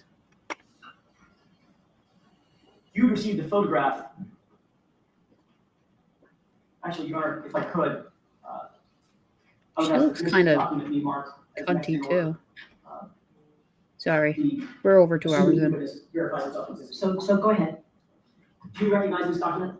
I do, sir. Same document that you were shown, copy of the same document that you were shown by Mr. Bianetti, correct? Stellani. I've done that twice. Mr. Lally. Correct. All right, is that a true and accurate reflection of the text messages that you were exchanging with Chris Moore, Jeff Kakowski, John Fanning, Vito DeChico, and Yuri Duquette? Show us what he's writing. Yes. I've asked this before. Okay, any objection? Yes, Your Honor. All right, I'll see you with my overhead back, please. Oh, that's why there's a skip. We don't need to sit through sidebar.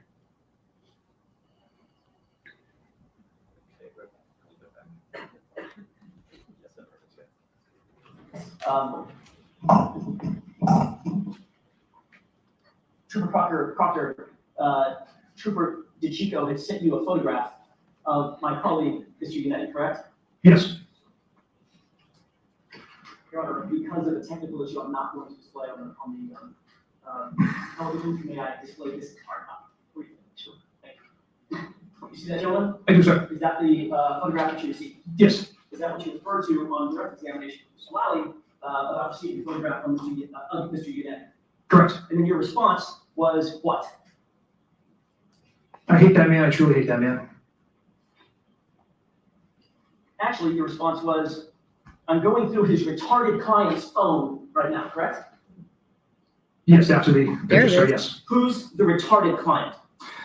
I'm referring to Miss Reed, again, on professional language. I'm asking who you referred to. Ms. I know Reed. you've got an explanation.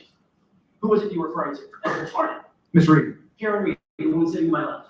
Yes, sir. The subject of your investigation as a professional, correct? Yes, sir. As an unbiased, objective investigator, the person that you were investigating, you referred to your bosses as retarded, correct? Again, poor language on my part. Poor language is one way to put it. Completely offensive is another way to put it, right? Objection. I'm going to sustain that, Mr. Jackson. After you referred to my client as retarded, then you decided to make a comment about Mr. Bianetti for lawyer, correct? Correct. And what did you say about Mr. Bianetti again? I hate that man. I truly hate that man. I hate that man. I truly hate him, Mhm. correct? Correct. You didn't say I dislike him, disagree with him. You said I hate him, correct? Correct, sir. That's a visceral response to someone who's just doing the job, correct? Objection. Sustained. You can ask it differently. Sure. Let me ask it this way. Were you upset or annoyed or pissed off that Karen Reed had gotten representation, legal representation, to represent her? No, not at all. That's her right. Let me ask you this. In August of 2022, you said you absolutely hate it, correct? No, please, absolutely. Yeah, I didn't use absolutely, sir. You used truly, correct? Truly, yes. How do you feel about it now? Sitting right there. I still care for him now. I'll let it stand.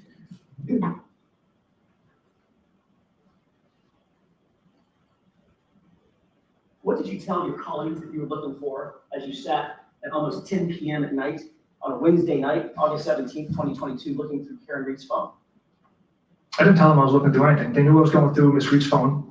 I provided a inappropriate joke as an update. They knew I was going through location data, text messages, Google searches. But like I mentioned earlier, I had to stop. Except for Proctor, none of that really professional sounding stuff ended up in your comments to your bosses.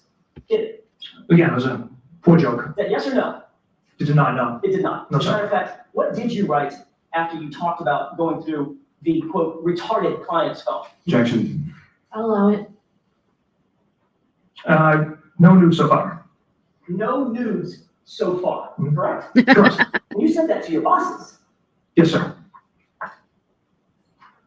You were looking for naked photographs of Miss Reed on a Wednesday night as you sat in your office at 9:44 p.m., correct? No, not correct. Let me ask you a question. Have you ever looked for naked photos of a male suspect that you were investigating? I don't look for naked photos on anyone's phones. But you said you were looking for nudes of Miss Reed. Like I said, Mr. Jackson, it was an inappropriate joke. So this is a citizen. She's a woman. You were supposed to be objectively investigating. Does your text message to your colleagues at Massachusetts State Police reflect an objective investigation of a citizen? Objection. You can get part of that question and ask again. Do you believe that your text messages were reflective of an objective investigator? Objection. I'll allow that. Do you believe that, Trooper Proctor? I believe poor jokes have, in unprofessional language, have no bearing on the integrity and the facts and physical evidence of this case. It's not that they don't have any bearing on the facts and integrity, it's that they have no place in a professional investigation because it shows bias, right? Objection. So I have to sustain that as asked. Go ahead and ask it differently, Mr. Jackson. You weren't so much as objectively investigating Karen Reed as objectifying her, correct? Objection. I'll allow that. Is that right? Rephrase the question, please. You weren't so much as objectively investigating her as objectifying her in those moments, correct? Again, Mr. Jackson, it was a poor choice of words and a joke that I should not have texted out, but from the start of the investigation, we didn't know what we had. And your, Trooper Proctor, your point in saying no nudes so far to your colleagues in Massachusetts State Police was to suggest that you were looking for nudes and you'd update them when you found them, correct? Incorrect.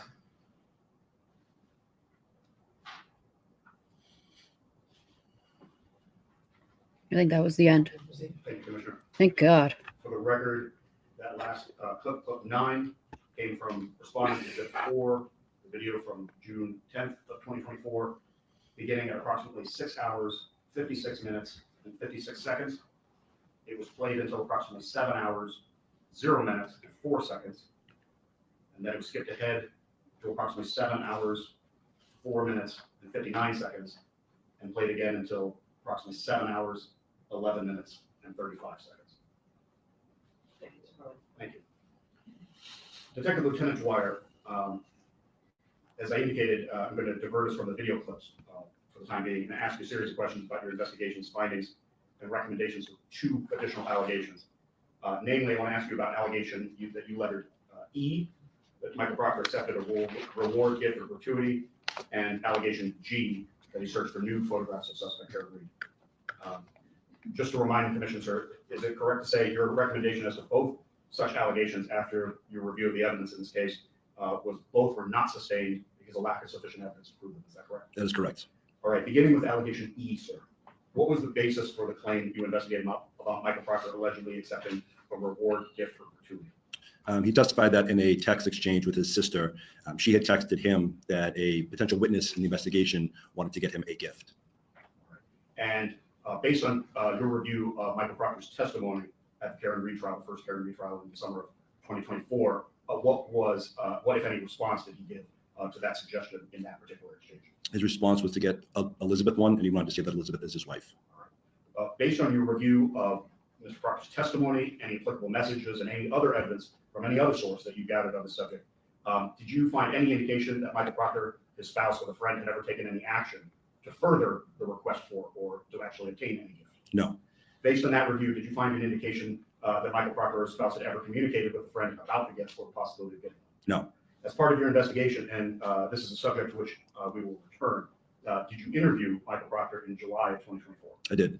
Did you ask him about this subject in particular, specifically this exchange regarding Get Elizabeth One? I did. And based on his answers to you in that interview, can you summarize what he told you and what, if any, inferences you drew from that? He told us that when he got that text and he responded with Get Elizabeth One, he wasn't meaning to get Elizabeth a gift. He was trying to reference the fact that while he was working late and long hours on this investigation, his wife was home taking care of his kids.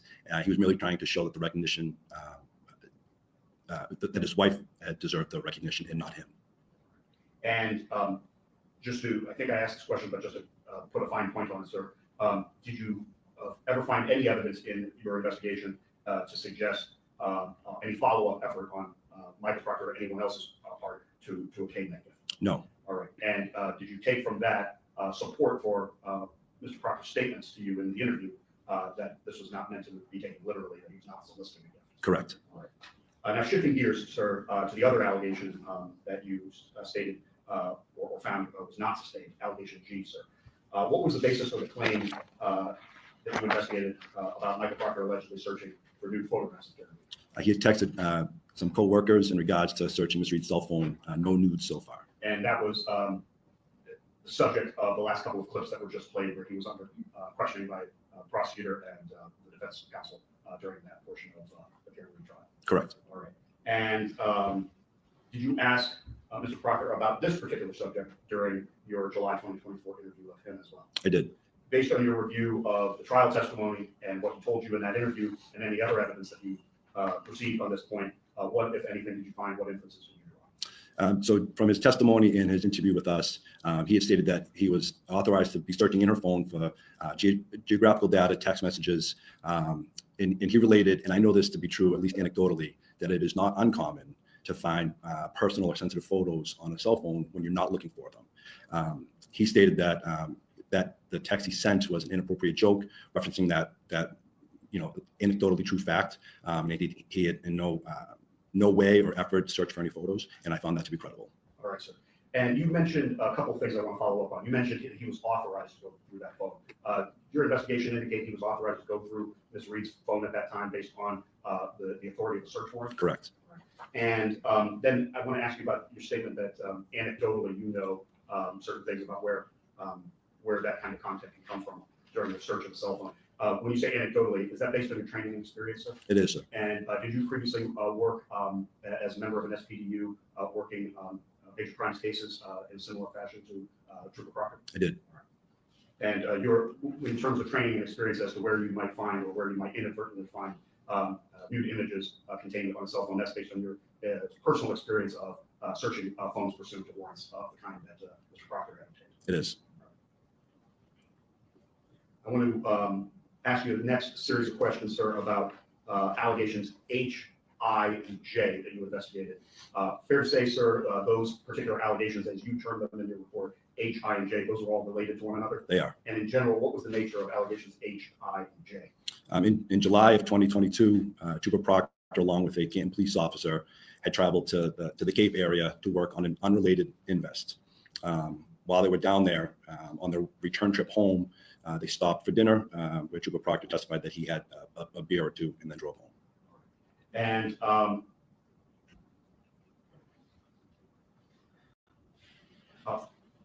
did you receive information from Mr. Proctor either during? I'm not filing, I'm sharpening. There's a difference. Yeah. The gift was talked about. You don't just not follow through on that. I know, right?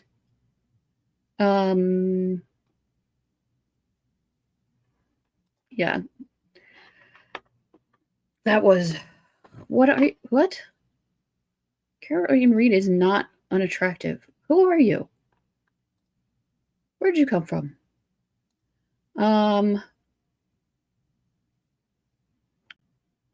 Yeah. They always just have one or two, right? And hello, Irish.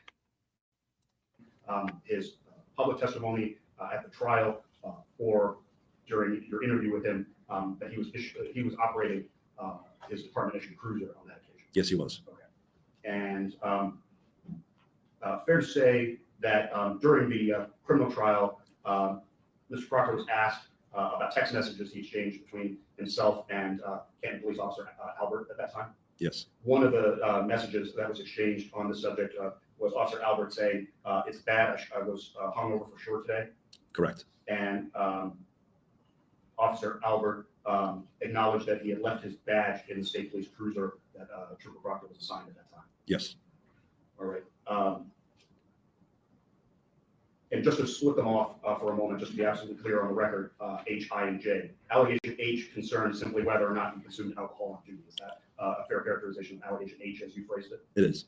Allegation I, on the other hand, concerns whether Mr. Proctor operated his cruiser after consuming alcohol. Correct. All right. And then allegation J concerns whether or not he put in for and received overtime pay improperly. Is that correct? Correct. Fair to say during his public testimony, he did answer some questions on these particular subjects that were of significance to your investigation on these three points. He did. Could you summarize, please, sir, what information did Michael Proctor provide by means of his testimony under cross-examination on June 12th, 2024 on these particular related allegations? He testified that he drank 1 or 2 beers and then got into his cruiser and drove home. Did he indicate that that particular instance was all on July 19th, 2022? He did. And he also answered some questions about the text messages on that occasion and the following day. Yes. Now, I'd like to ask you about the follow-up steps you took, sir, personally, during your investigation. Hello. You're back. Yeah, it took a little bit longer than suspected, but I'm back. Well, they're gonna have lunch at 1. Well, perfect. Then I can. I'll save my lunch till that time. Now, And were you listening while you were driving? no. Oh, good. We just kept totally to topic. There was no cheesesteak talk, or bison, or buffalo. Nothing. No research. Nothing. It's all good. You're pulling my leg.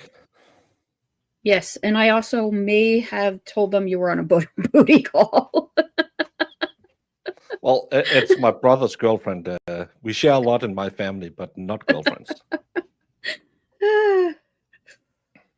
Well, how else am I going to start rumors if I don't start here? No, that's what you're for. And I saw someone is getting yeeted. Got a lot of trolls today. Yeah, I think they're bored. But we listened to a lot of the first trial and all of Trooper Proctor's naughty texts. Oh. It was very boring. Well, at least we have a break coming up. Well, you have a meeting, but still. Yeah, but it's been fun. We'll carry on. Thank you. For the week encompassing July 19th and ending July 23rd, 2022, did you have occasion to obtain Michael Proctor's pay station entry time report? I did. Can you describe, sir, just in general, what report that is? What kind of document is that? So the pay station is our attendance. It's how we get paid every week. We put in the hours that we work, and that's what generates our pay. The particular pay station time entry report for that week that I just asked you about, was that ultimately attached to your report as Exhibit 9? Yes. Could you turn to Exhibit 9 in the respondent's exhibits, please?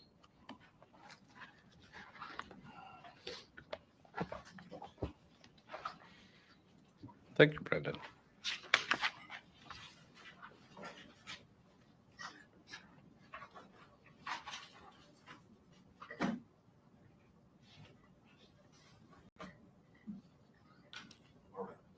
Is Exhibit 9 in front of you now, sir? It is. All right, so that's Respondent's Exhibit 9. Does that also line up with the Exhibit 9 that you attached to your report? Yes. All right, and that is the, just to be absolutely clear, that's the pay station time entry report for the week encompassing July 19th of 2022. It is. All right. Did you also have occasion to obtain what is known as the Administrative Journal Duty Roster for the Norfolk State Police Detective Unit, including any entries for Michael Proctor for shifts or overtime claimed on the date of July 1922? I did. And did you ultimately make that Exhibit 10 to your report? I did. And is that same Exhibit 10, that's the Respondent's Exhibit 10? It is. All right. And then last in this group, sir, for the date July 19th, 2022, did you also have occasion to obtain an automatic vehicle locator, also known as AVL report, for Mr. Proctor's assigned cruiser? I did. Did you ultimately make that Exhibit 11? I did. And if you could turn to Respondent's 11, is that the same Exhibit 11 that you attached to your report? It is. All right, sir. Having obtained these records, could you please summarize for the commission what they contain and what, if any, inferences you drew from them with respect to these related allegations H, I, and J? Sure. The SBDU DAJ showed that he was scheduled to work on the 19th. His pay station shows that he did work and he did get paid for his regular shift, which was 8:30 to 5. It also showed that He did get paid for his regular shift. from 8:30 to 5. It also showed that he also got paid overtime from 5 till 10:30 at night. The AVL logs confirmed that he was working. He did work he started work at 8:30 and he did return home at the time that was consistent with what he put in for his overtime.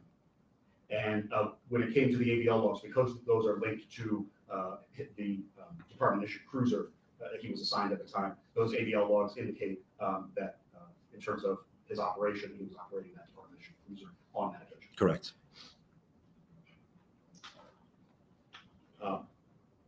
Based on his investigative duties that day, sir, did your investigation reveal that the department had authorized him to disable the cruiser's AVL capability in order to protect the integrity of the investigation he was working on that occasion? Yes.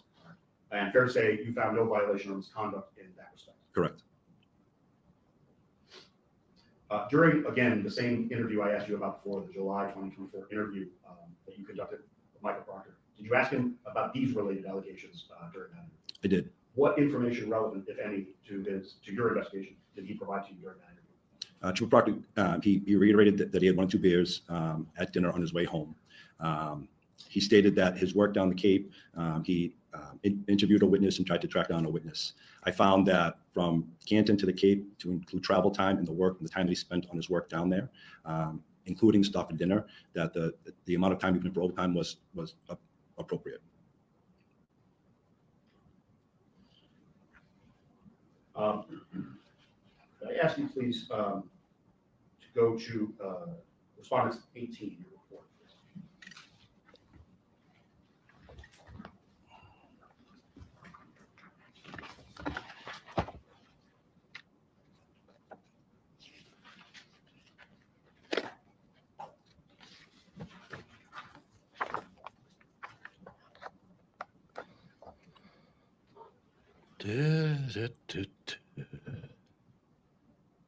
It's not a barn burner of fun. But to everyone's enjoyment, Sean of the Golf was vindicated. He was right when he falsely said last year that Proctor was fired on July 1st. He has now had it confirmed today, even though they said he was fired on March 27th or whenever it was he was fired. But Sean was right. His team of 5 was right, even though he was wrong. I still can't understand why people believe that asshole.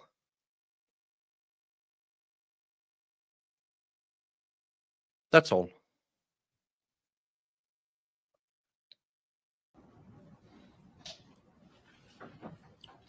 Could you go to specifically respondents, page 502, please?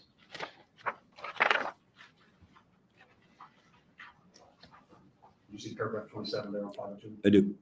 All right, sir. Looking at toward the bottom of 27, paragraph 27 on respondents 502,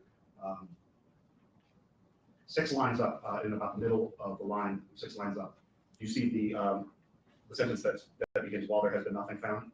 Yes. Could you read just that one sentence, or excuse me, just those 2 consecutive sentences, starting with while there has been nothing found? While there has been nothing found in this investigation to support the notion that Trooper Proctor was intoxicated, department members are not allowed to consume alcohol while working.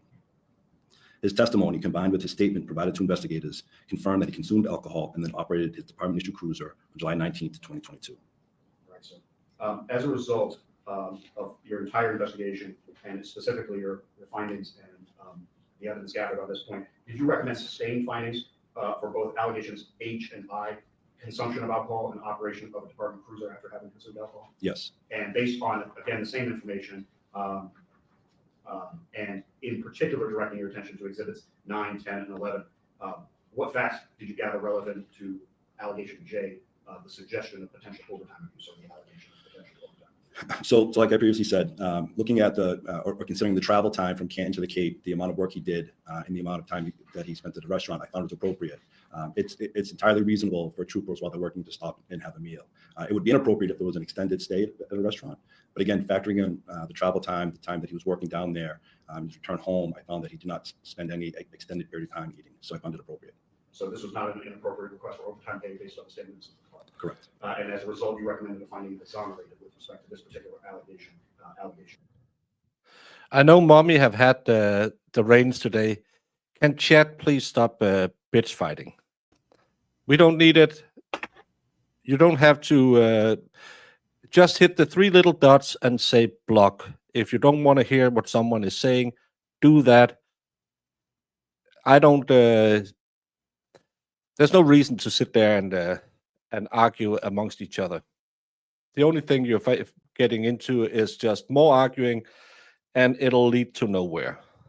Yeah, daddy's home, and daddy don't block, daddy just yell. So please,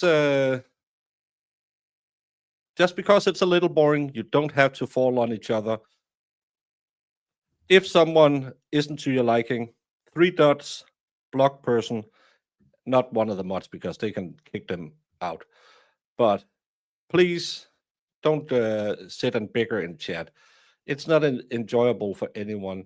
We're here to make fun of Michael, former Super Proctor, and not figure out who is the biggest asshole in chat. It will always be Brandon. Is it really true? Diva quit. I heard it, but I'm not sure it's true. Is it true? No. She's on family, some welfare leave. It was a fake news that got leaked, and as always, one feather turns into 5 chickens before Satan gets his boots on, or whatever. What? That one, I don't know. Well, I'm lost on that one. Well, in Denmark, if you have to get up early, you're up before Satan puts his boots on. Oh. Satan only strikes at night? Well, he likes to sleep in the morning. Oh. Remember, we are the most Satan-fighting country in the world. That could explain why my corgi sleeps a lot. She's Try pretty much and bash a kitten around it, and it might fix it. That guy, he always sleeps. Well, I did. All right, sir, I want to take you through the next few exhibits attached to your report, if I could, please. And I'll be referencing specifically exhibits 12 through 18 in the next group of questions. Several times just now, I asked you about the interview, the July 2024 interview you conducted in this case of Mr. Proctor. Is that right? Yes. Did you have occasion to issue what's known as a standard subject call-in letter to Michael Proctor to arrange? Yes, this is the one. Yes. And did you ultimately make that initial call-in letter attachment exhibit 12 to your report? I did. And you could go to exhibit 12, responding to exhibit 12. Is that the same exhibit 12 that you attached to your report? Yes. All right. And was that call-in interview date rescheduled in the case from that date to July 19th of 2024? It At was. the request of Mr. Proctor's attorney? Yes. And did it actually ultimately end up taking place on the date requested by his counsel? Yes. And was a second subject call-in letter issued as a result of the rescheduling? Yes. Interview? Yes. And did you ultimately make that exhibit 13 to your report? I did. All right, and that's the same exhibit 13 that's before you have respondents 13? Yes. Did you provide to Michael Proctor prior to beginning that interview the standard department administrative rights notice and waiver forms for the purposes of conducting that interview on July 19th? I did. Were Michael Proctor and his counsel given full opportunity to read and execute those forms prior to beginning the interview? Yes. And were those forms constituting a total of 3 pages ultimately made exhibit 14 to your report? Yes. And is that the same exhibit 14 that responds?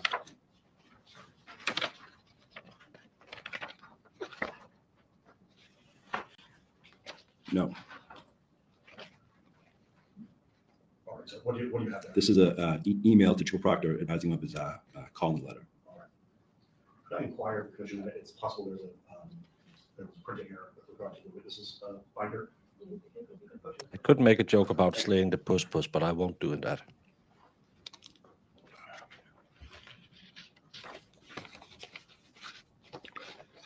Could I inquire of the commission with respect to, there appears to be a printing error with regard to exhibit 14, and I apologize to the commission. Is there a way to refer to the exhibit 14 in the commission's copy? Yes,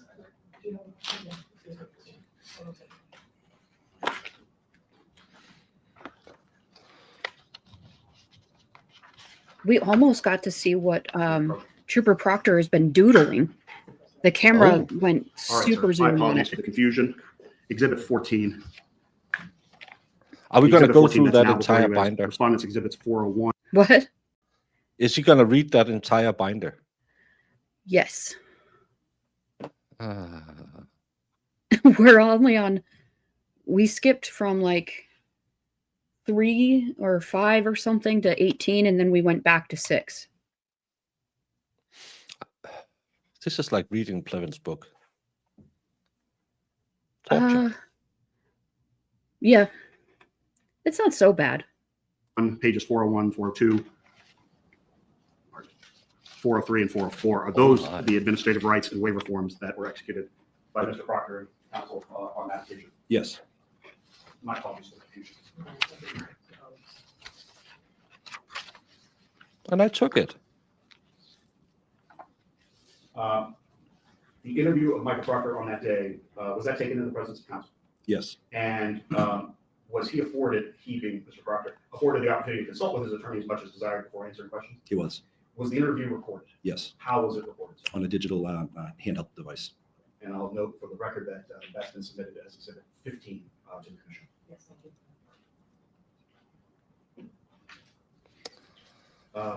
Detective Lieutenant Dwyer, ultimately, just to round out this particular series of exhibits in this portion of your report and respondents to exhibits, did you ultimately include what's known as a concise history, which is essentially a disciplinary history for Michael Proctor, and include that as Exhibit 16 to your report? I did. All right, and I'll note for the record that that was submitted as Exhibit 16, respondent 16.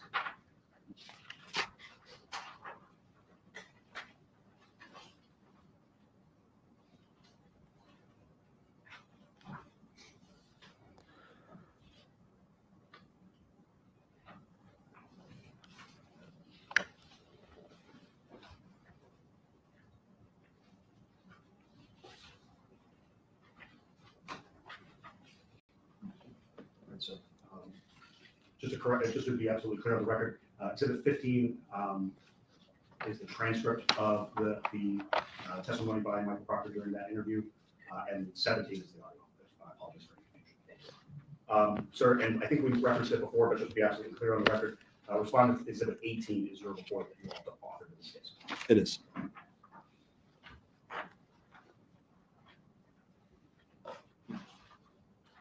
Look who's back, Medita from Finland. All right, so It's been a long moving time. ahead, if I could please, to the next set of exhibits. We're so glad you're back. I have a series of questions on exhibits number.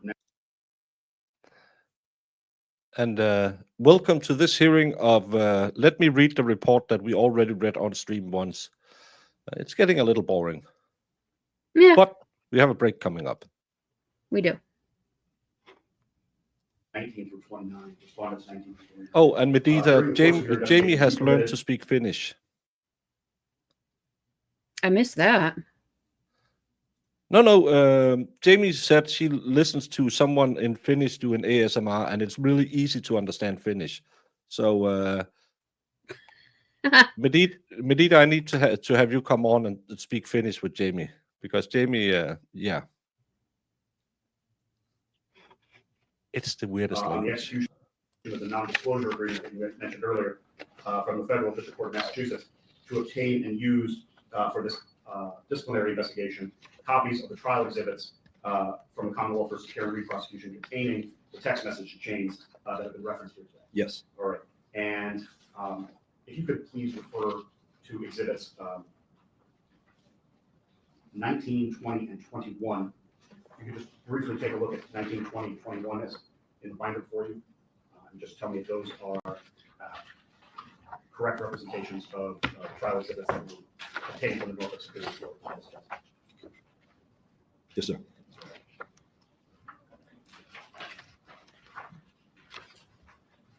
Now, I'd like to ask you a couple of questions about exhibits 22 and 23. Could you turn to 22, please, sir? Respond to 22. Yes, it's kind of like that. Could you just briefly describe for me, please, what is exhibit 22? It is a training bulletin that's sent out to all members of the Mass State Police. All right, and specifically, this particular training bulletin contained in respondents 22 is training bulletin 2017-19. Correct. Does that title for that training bulletin indicate it was issued in the year 2017? Yes. All right, and the title of the particular training bulletin is use of communication devices? Correct. All right, and just for completion here, is exhibit 23 second issuance of that training bulletin with a 2018 date? It is. And is that the content of those essentially identical, sir? They are. All right.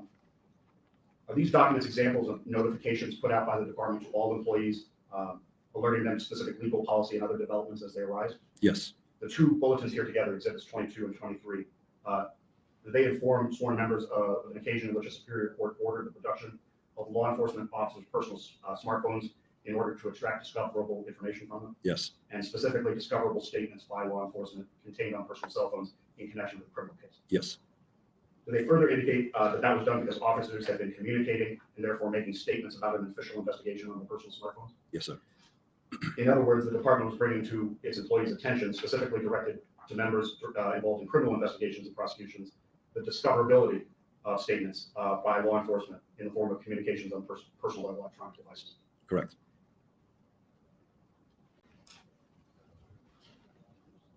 If you could now refer, sir, to exhibits 24 and 26, 24 through 26, 24, 25, 26.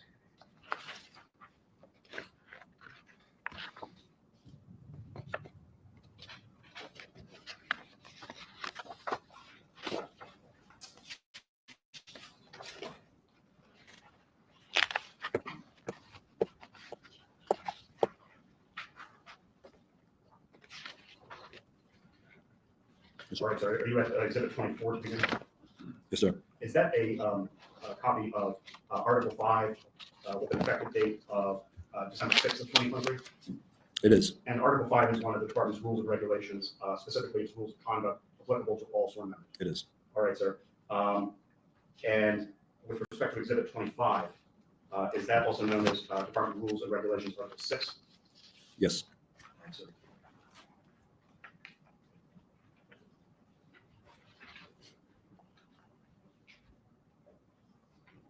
Specifically with respect to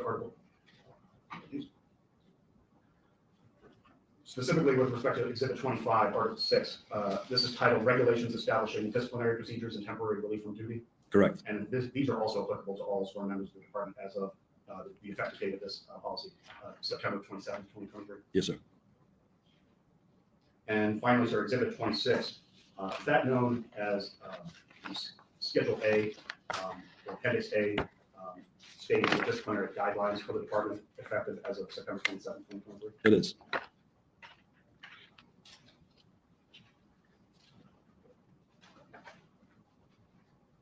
And with respect to the specific charges and specifications that came about as a result of the findings of your investigation, can those be found in the internal That's charge sheet? actually what it got dismissed for. Trial board and the accompanying charge summary? Yes, sir. Can you go to exhibit 27, please, sir?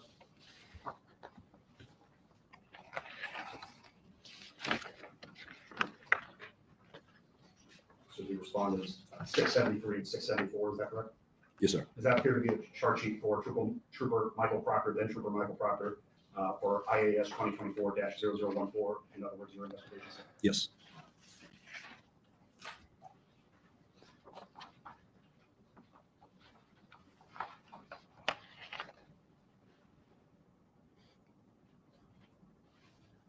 Madam Commissioner, at this time, I'd like to ask Detective Lieutenant Dwyer a series of questions regarding the respondents exhibit 35, and specifically the 3 clips that I provided to the commission.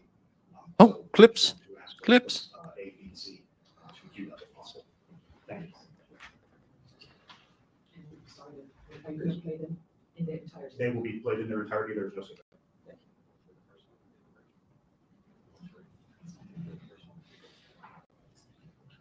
The defendant has kindly kept what of the time? They total less than 5 minutes.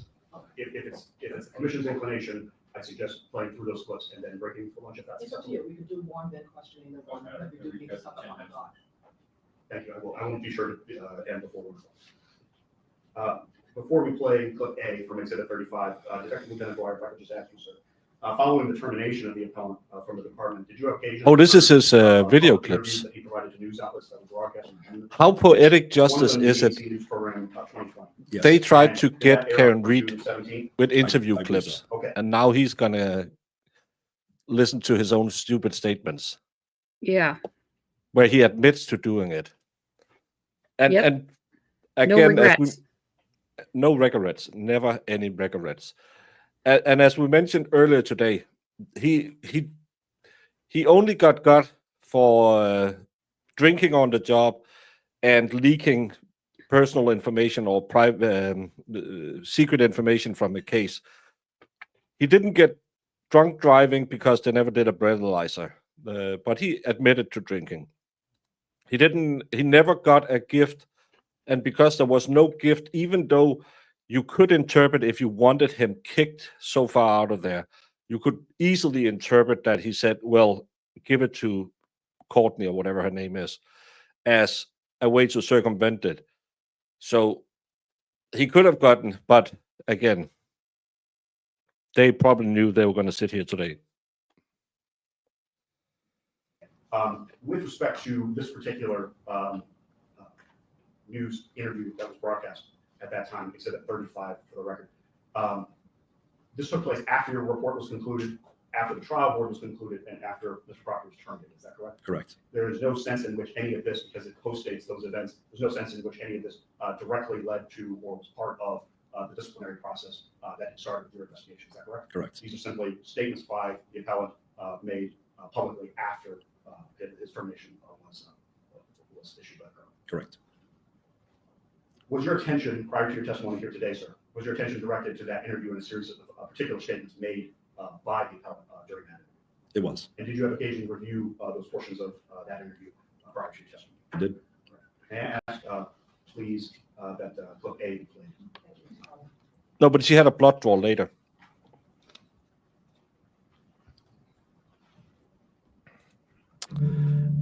The murder mystery just outside of Boston, sparking some explosive accusations against law enforcement. Do you think Proctor will testify, Karen? I don't believe so.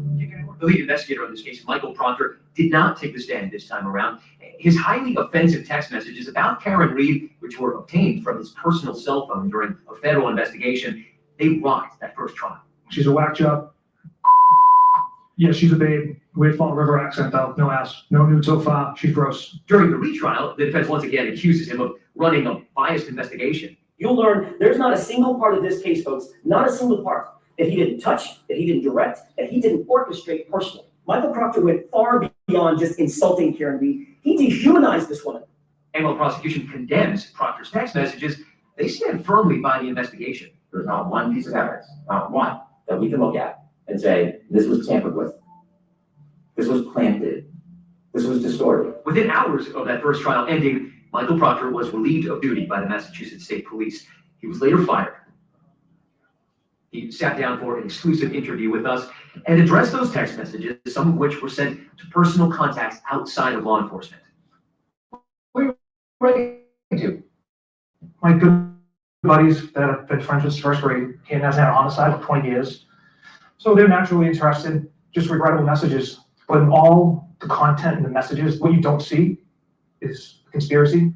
What do you see? I see someone who's caught up in the moment of investigating, a fellow police officer and just saying inappropriate things. Can you see why people called you sexist and misogynist? Yeah, absolutely. Yeah, I could 100% understand why.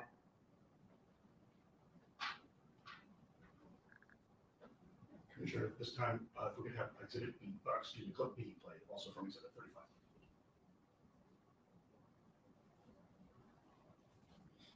I mean, I think one of the texts that you sent about Karen Reed is that you said, hopefully she kills herself. You texted this to your sister. That seems incredibly unprofessional for a homicide investigator speaking about his suspect. It was made in jest. It's a figure of speech.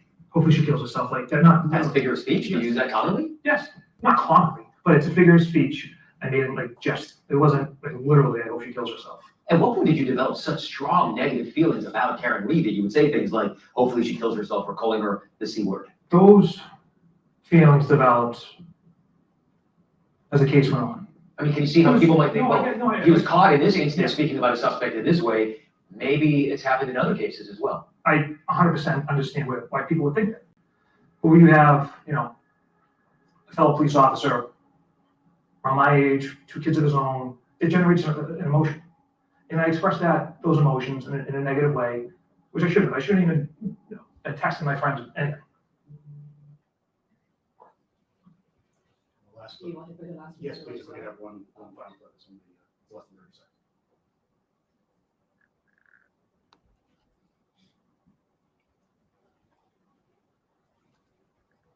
It's just a figure of speech when I say, go jump off a cliff. And the defense never misses an opportunity to mention the name Michael Proctor, the lead investigator on this case. This case carries a malignancy, a cancer that cannot be cut out, a cancer that cannot be cured. And that cancer has a name. His name is Michael Proctor. It is not hard to conclude that Michael Proctor's words provided the jury with reasonable doubt in the first trial. that concludes the close to, calling special attention to, the commission's special attention, with respect to exhibit 35, that's all to suspend here for much. Oh, it's Courtney. So return at 1:45. No, that's his wife. Isn't her name Courtney? What's her name? Courtney is his sister. Oh, I well, he think. texts her he texts her more than I text my ex-wife.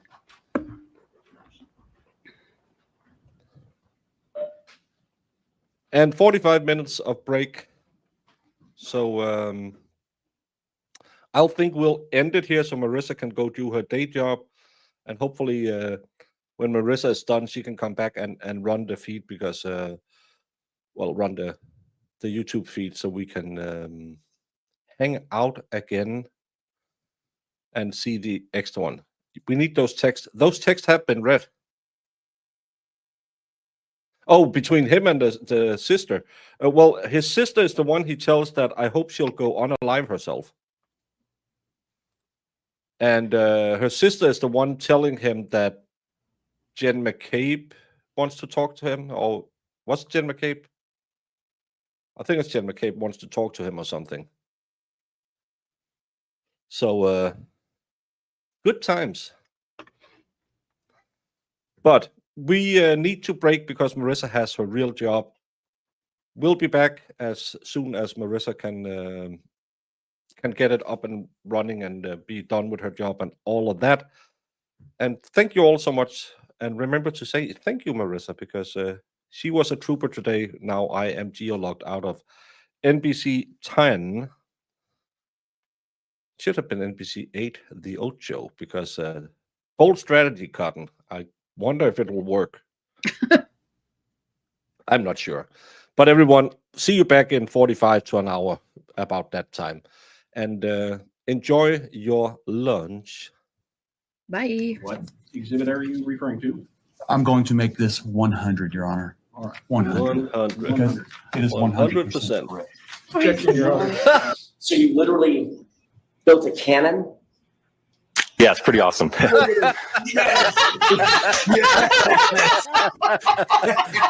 All right, I'm in love. Go back. Please do that again. Oh, that was the cutest thing I've ever seen.